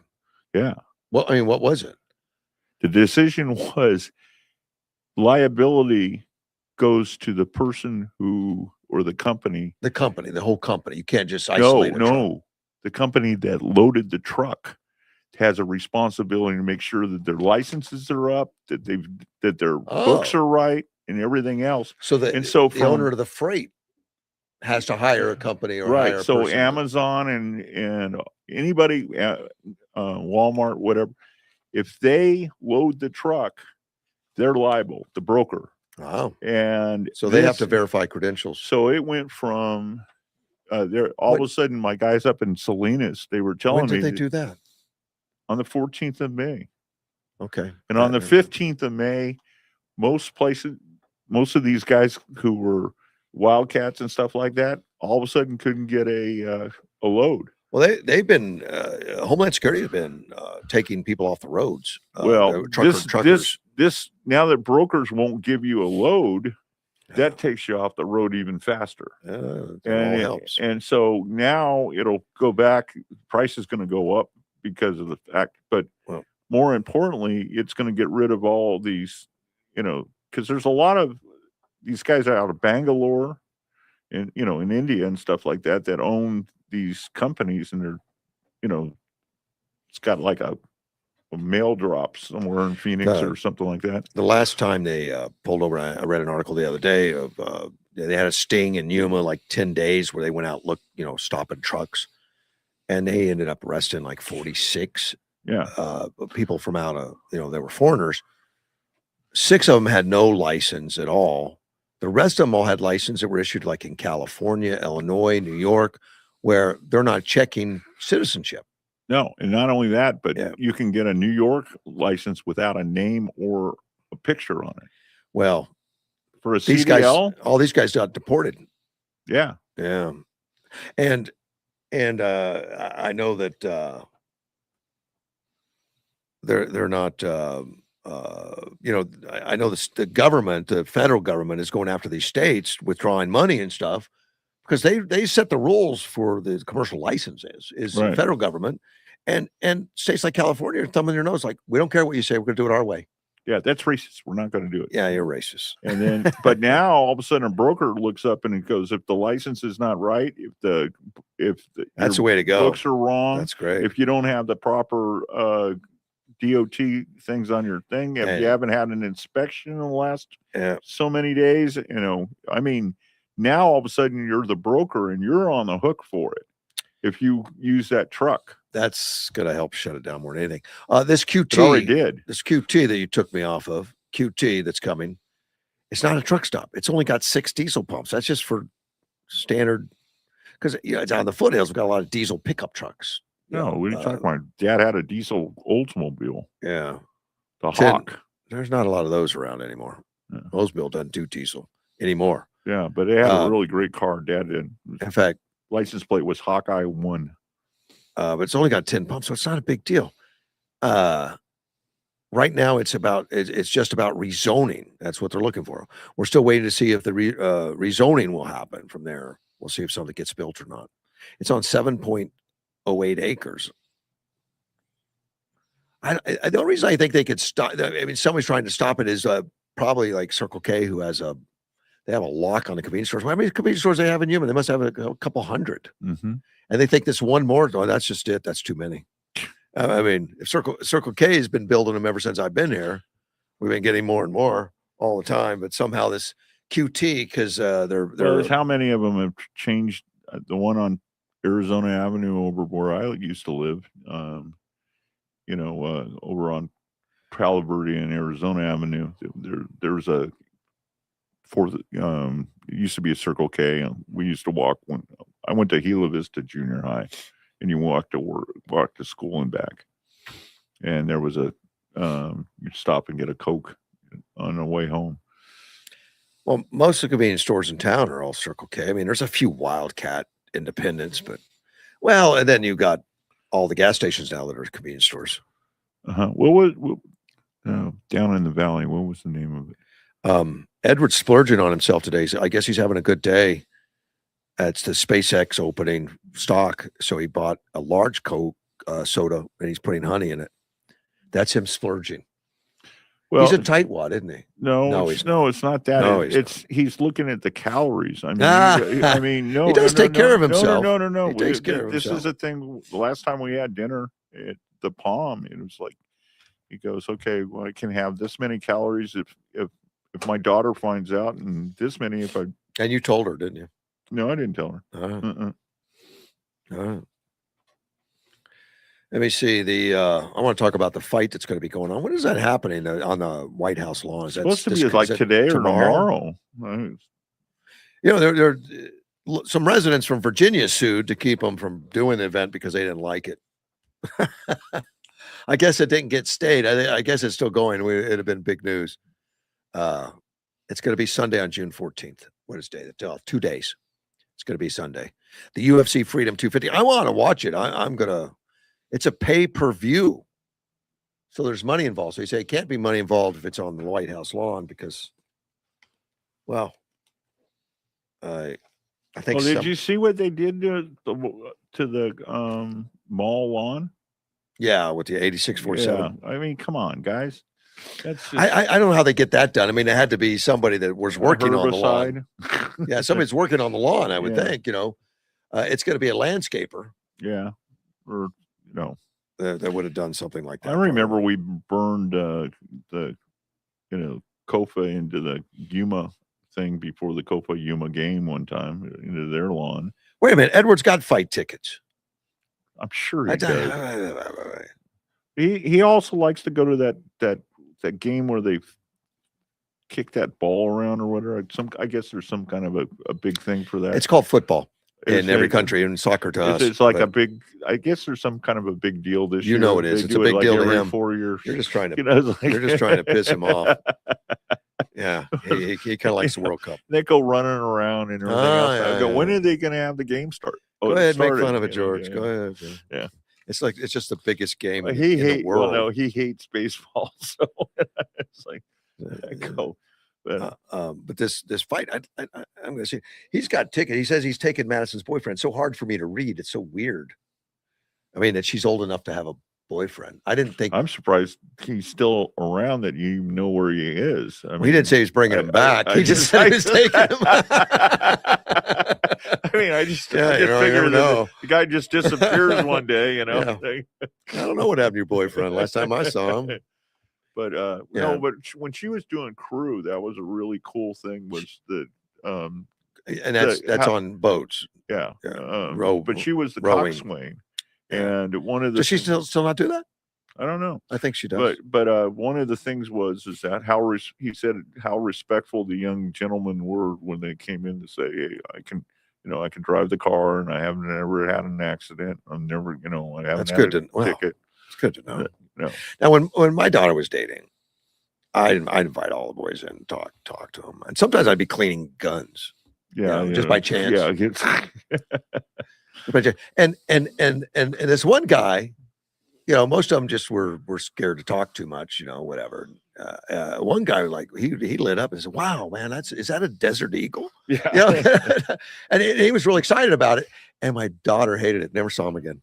Mm-hmm. Never saw him again. The one kid I liked, yeah, he wanted to go out shooting. Yeah, there was a Roseanne episode where Dan, the husband, liked the football player, and sorry, he doesn't have any chance in hell. Oh yeah. Your dad, when your dad likes your boyfriend, that's not going to work. Doesn't work. It didn't work for me. It didn't work for Casey. I ain't doing it.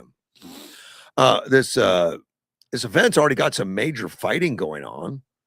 UFC lightweight champion Tapura against the interim champion Gaethje, I guess, Justin.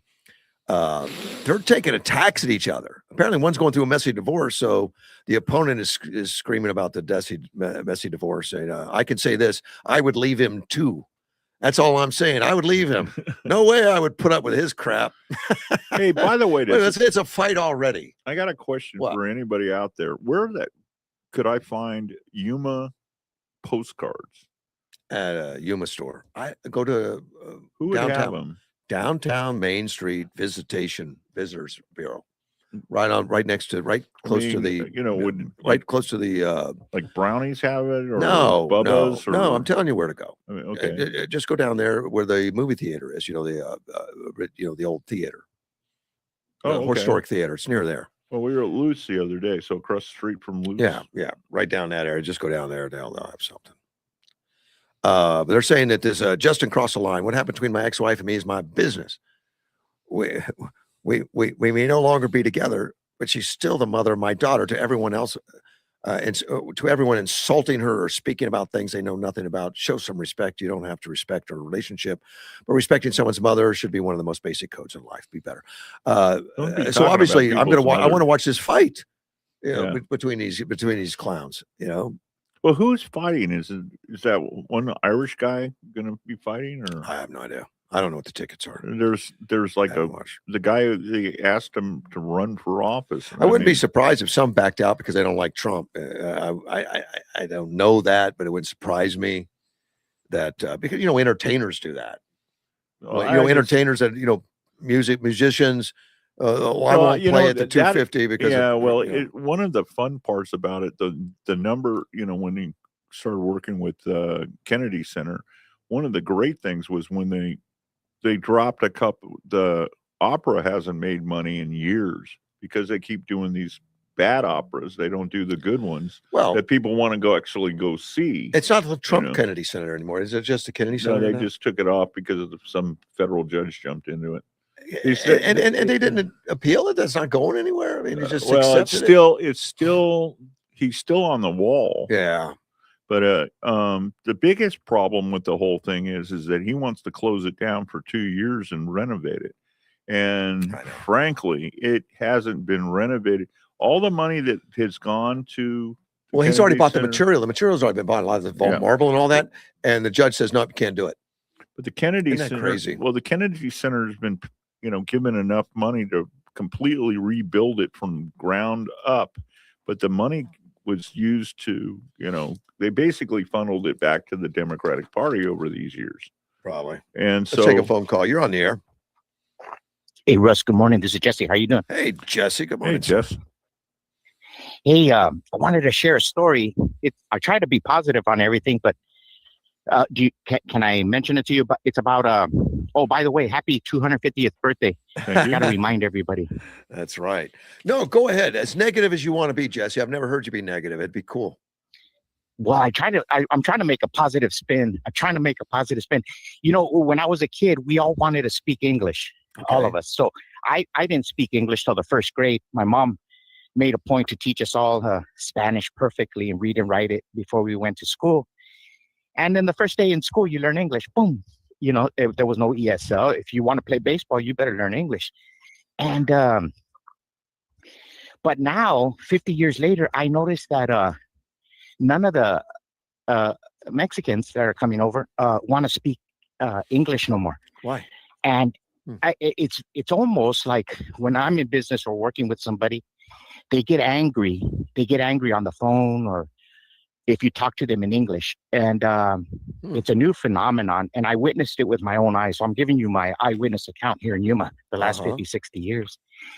And so, but something interesting happened. I was at a customer with a customer, and we're talking, and he refused to talk in Spanish. So, when in Rome, I do as the Romans do. If somebody talks to me in Spanish, I speak Spanish. If somebody talks English, I speak English.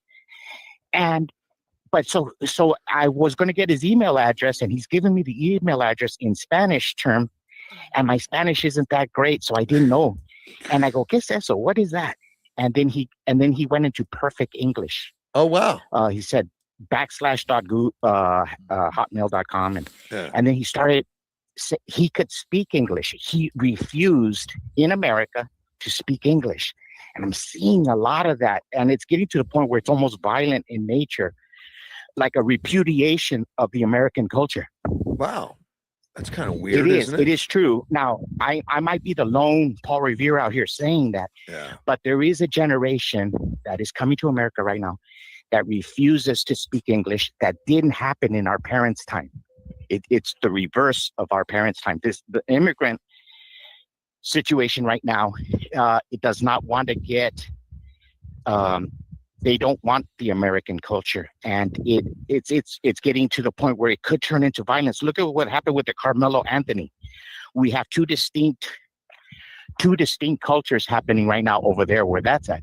Right. A young man kills a person, and when he's brought to justice, given 35 years, they can't understand why he's going to go to jail. They can't understand that he took a human life, but to them, the concept is so foreign. They really aren't like us. Is it a racial issue? Is because the human life he took was white? I think the problem, this is where I'm going to get racial. Could it be the white liberals? Could it be the white liberals have condoned this thinking so long? You let somebody just steal, and then you take it away from them. They go, wait. I'm entitled to steal. So you have a generation so entitled to break the law, to do whatever they want, not to learn the language.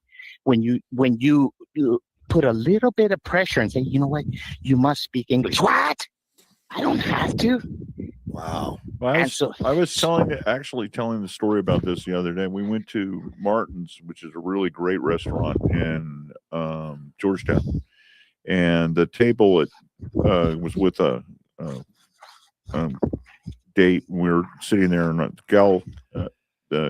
All of a sudden, I was listening to the table sitting next to us. We had the German attaché was there, and they had a couple of lobbyists, and then they had two translators. And I was listening to the translators talking, and they basically said, "These guys don't know what they're talking about, so we're going to call so and so." And I was laughing, and Date kind of looks up and goes, yeah. And she kind of, "Are you listening?" And I'm going, "Yeah." And because they were all speaking in German, and my grandfather taught me how to speak German. Okay. So when it was funny because the waiter, after they leave, the waiter comes over and goes, "Sprechen Sie Deutsch?" But please. But it was fun. The funny part about the whole thing was, she goes, "You speak German?" And I go, "Speak a couple of languages." And she was like, "So you speak Spanish?" And I said, because she'd been speaking Spanish on her phone. And I said, "I'm from Yuma, Arizona. Of course I speak Spanish." So Jesse, I get your point. And it's just become tribal or something. No, I think it is a mental invasion, because look at real estate agencies around, or real estate houses for sale. You'll see the signs up for sale. Look at the stores. They'll see signs up for sale in Spanish. So you're conducting in two languages, where we were one nation under God, one nation. Yeah. So when we were kids, we saw one TV show. We all saw ABC, CBS, Channel 9. We were one nation. And it's funny, when God divided Babylon, he used languages. So language can be used historically, those of us who believe in the historicity of the Bible, to separate people. It does create clans. So we don't need anything else to divide our country. We don't need nothing more. And so naturally, when in Rome, do as the Romans do. You tell people, hey, when you're in Rome, you want to learn a little. But now it's not. It's like pulling teeth to get them to speak English. The new immigrants. It's not like our father's time. In our father's time, they refused to speak Spanish. And you want to see an irony? Yeah. Look at the expatriates who get shipped to Mexico or Latin American countries, and they have social media pages or YouTube pages. They speak English. So they're speaking English. They got deported. They're speaking English. But maybe when they were in America, they took no English classes. Huh. And that's the irony of the ironies. They came in with English. My fact checker writes that the members of the squad have stated that people should not speak English. It's the language of slaveholders. That's such a mischaracterization No, actually, of what we were all about. I mean, there's slaveholders now that slavery is continuing. I mean, there's open slave sales in Libya. It has nothing to do with the English. I mean, but the original slaves that came here were Irish. Correct. And so, and the boats were Spanish. The boats were Spanish. Yeah, and then you got, a slave. I mean, nobody mentions the fact that what's her name on The View the other day when they did her whole background, found out that she was a daughter of or granddaughter of a slave, black lawyer. Yeah, she was a slave from slavery. Slaveholders. Yeah, Kamala Harris's family was big slaveholders. I never knew that. And they're she wasn't black; she was East Indian. So, but the squad has already mentioned that it's English is the slave holder language, which is crazy. You know what? That is English one of the most the language of the people that stopped slavery. Yes, and you know what? There's an eloquence to English. English is an exceptional language. All languages, I believe, are exceptional. Mexican, Spanish is so beautiful. I mean, it's a romantic language. It's exquisitely beautiful. English is a working man. It is a fighting man, a spirit of America, a spirit of freedom. It is the spirit of independence language. It's an exceptional language upon the human history. We hold these truths to be self-evident that all men are created equal, endowed by their creator. These are words that live in the hearts of man. It goes beyond language from the tongue. It goes straight to the heart, from the brain to the heart of a man, to the DNA. So the View could not be more wrong. It's almost a crime how wrong they are. Yeah. Well, but they're Marxists. That's the whole thing. And that's one of the reasons the 1984 and, the other stuff about it is basically if you get a hold of the language and you can change it to where you want to go. I mean, whenever anybody says, well, what's your gender? And I go, I'm going to say, well, first off, that's not a real word. And second off, you know the truth about when it came into the parlance with John Money, the same kind of thing as assigned at birth. That's a nightmare scenario what that actually came from. But my biggest thing is it's like, no, my sex is male. And, yes. And that's it, and you can't change from that. And no, you have to draw the line right there. And right now I'm involved in 2 cases that are going to the Supreme Court on trans. And that's the biggest thing. When we were in front of Alito, he said, well, give me a definition of what a woman is. Give me a definition of what a trans is. And then if you can't come up with those definitions, how the hell are we going to say that somebody was discriminated? Right. And so, and Lenin and Marx, the bad problem is people are not, they have a vantage point of history that they believe history starts the day they were born. And this has been going on for a while. Lenin and Marx wanted to change the man. And they understood they could fundamentally break the family. They could break the fabric of society. They could break America. They could break any nation.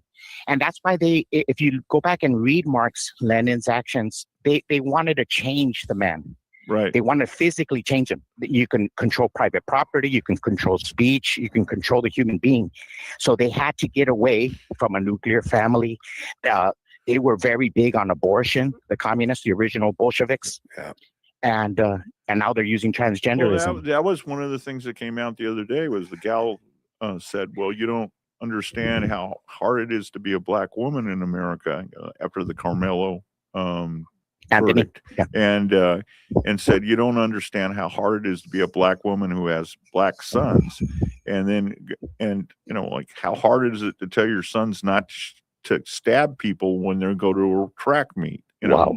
And, basically don't steal, stay in school, don't have kids out of wedlock, the basic stuff. And then she goes through the whole thing and she goes, well, a lot of it is because of the fact that we can't get reproductive things And you're going, so in other words, because you couldn't abort that kid, that's the problem, And so that's, well, Singer would agree with you, the gal who started Planned Parenthood, because that's one of the tenets that she did this for, was to clear up the spaces. That goes back to my original point. Could it, and that my racist point, my borderline, that could it be the white liberal? Could it be the white liberal? Because the things that you enumerated, that's what Jamie Raskin says every day. Yep. Those are the things Joe Biden appealed to. Those are the things that Barack Obama believed in. I mean, the classic white liberal. Well, they've go back to Malcolm X and what he said about the white liberal and how it basically is going to destroy the black family. Well, he was right. Yeah, at that time, the vast majority during slavery, during Jim Crow, the black family was intact. It's only after the white liberals came in and started taking over. I think it's white liberal females with pink hair. Mostly. Yes. Now, if you were a baby, Karens, if you were a baby and you're coming to Earth, what would be your best odds? And you were a gambling baby, maybe like going to Las Vegas, and God says, hey, I'm going to send you to Earth. You have two choices. You can be in a white liberal woman's womb, or you could be in a war-torn country's womb. What would be the better odds? Yeah. Well, actually, right now they said this the other day, which was in New York. A black child is safer on the streets than it is in the womb, because 65% of black children are aborted. So by you're saying, putting it in a white liberal's womb, that kid's not going to make it to gestation, to birth. Probably. That is sad. Real sad. And when you go through all of this, you do realize that the population in the black community is going down. They're not replacing themselves. Seriously, it has been for years. They should be around. They should be around 20%, but because of abortion and because of other things, the problems and stuff, it's under. They say it's around 12%.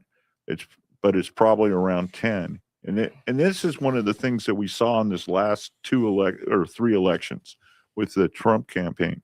We took and increased in the Latino community and in the black community, especially with married family members, because the Democrats and the left have nothing to give you if you're married and have a family. There's nothing that they're going to do for you at all. Now it's kind of like the guy said that the other day. He goes, well, I just thought that the Biden administration cared more about putting a man in the ladies' locker room than it did about getting me a new job.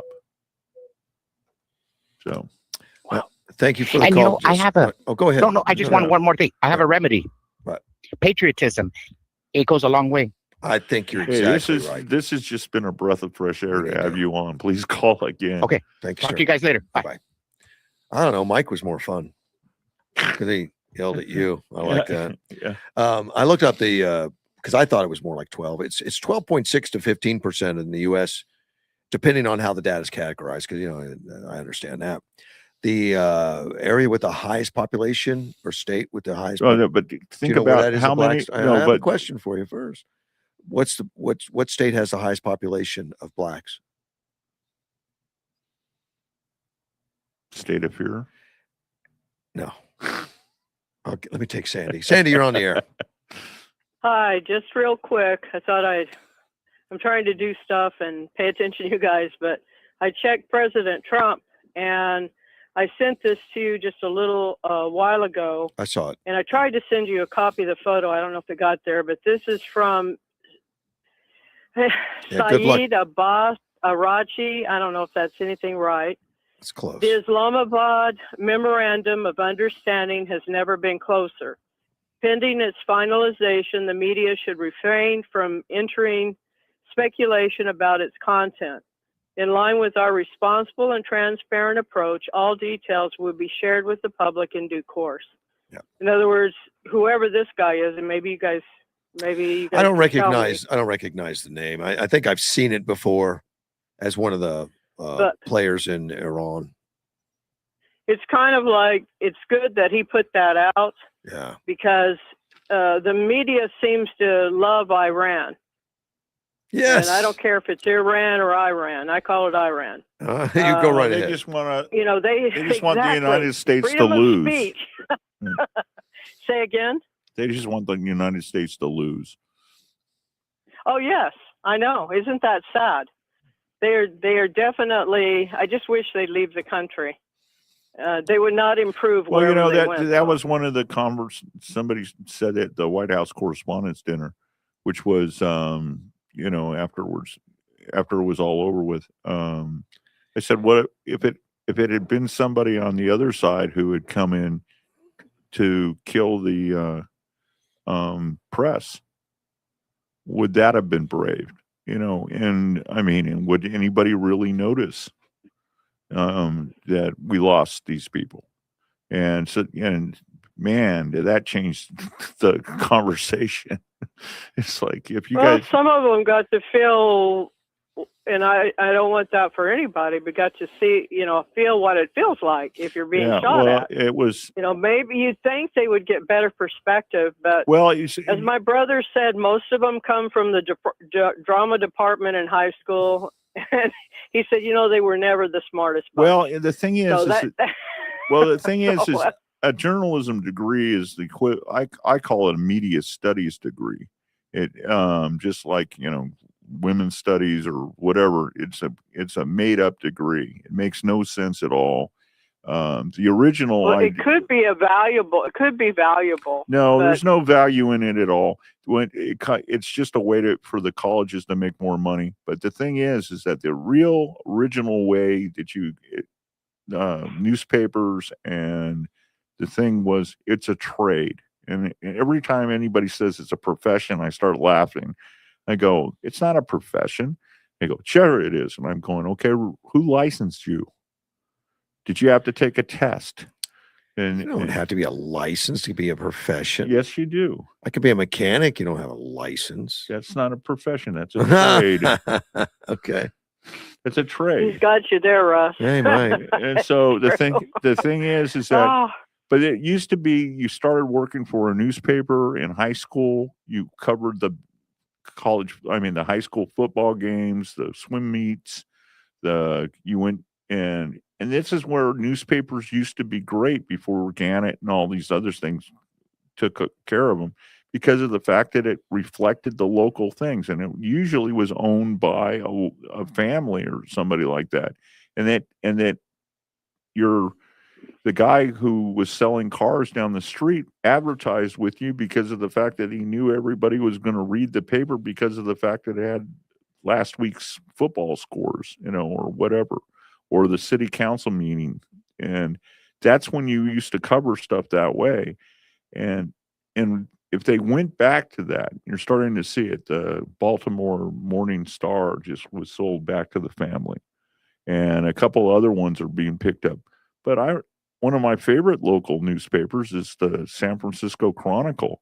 As far as they're concerned, there's nothing that, you know, they'll have maybe a couple of one page of AP stuff, but the rest of it's all about San Francisco.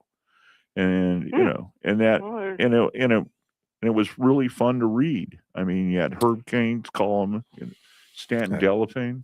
Hey, and Saeed is the Minister of Foreign Affairs. So he's the one that's been in the news most of the time. For which country? Iran? Iran. Or Iran? Yeah, Iran. Because Edward's listening. It's Iran. Yeah, he's yelling at us about that. Yeah. That's okay, Edward. No. You hang in there. Well, it's just a word.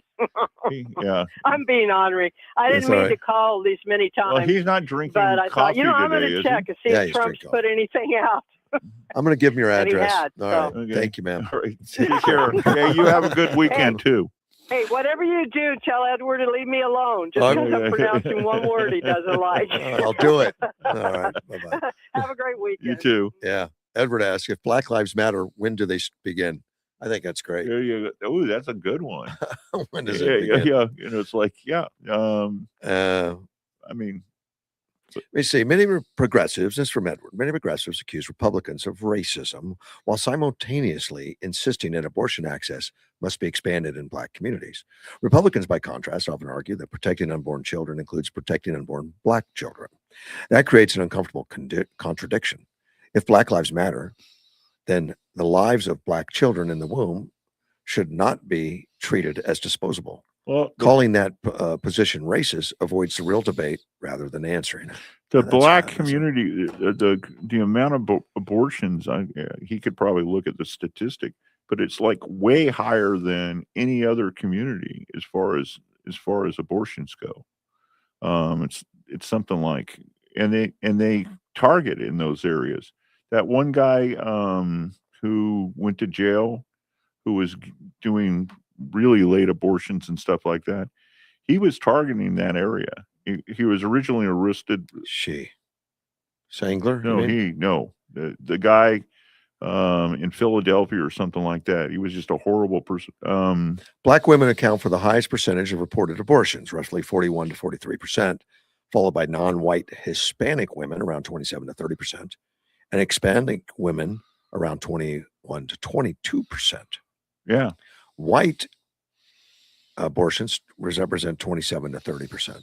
Wow, so it's way higher than so they're not that as different as I thought from black women. But if you're only 12% you're only 12% of the population, but you're 40% of the abortions.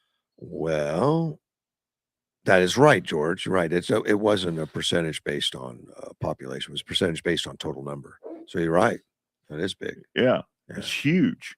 And so that means so Black women experience abortion rate 3.8, roughly around 3.8 times higher than non-white. Right.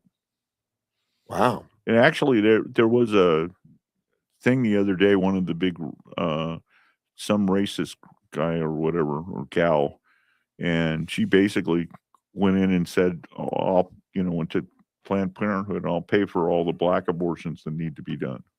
All right. Another comment from Mike. Good morning, sir. So I thought I should call back on this topic. You got a couple minutes. Go ahead. It's late. Okay. I used to be anti-abortion. Okay. Because the statistic we need to know is how many Democrats commit abortion than to Republicans. And you're going to find out that it's mostly Democrats. I would guess you're right, I would think. And that's when I became pro-abortion. Yeah, think about it. And the unfortunate, and when you look at the Black population, that is I have two liberal brothers, and you can imagine the fireworks that go on there. But they refuse to have children because they don't want to bring children into this world. Then they made the right decision. Yeah, that was the right decision. The way I look at it, yeah, great. Actually, you think that's a good decision? No, by them. By them, it would be. By them, it would be. We don't want them to reproduce. If you absolutely hate the world, why would you raise a kid? I don't want that kid. And so what I'm saying is, in the Black population, that is so forlorn that they probably say it's better to have an abortion than to bring a Black child up into this in this world. But here's the counter to that. During slavery, they had big families. Yeah.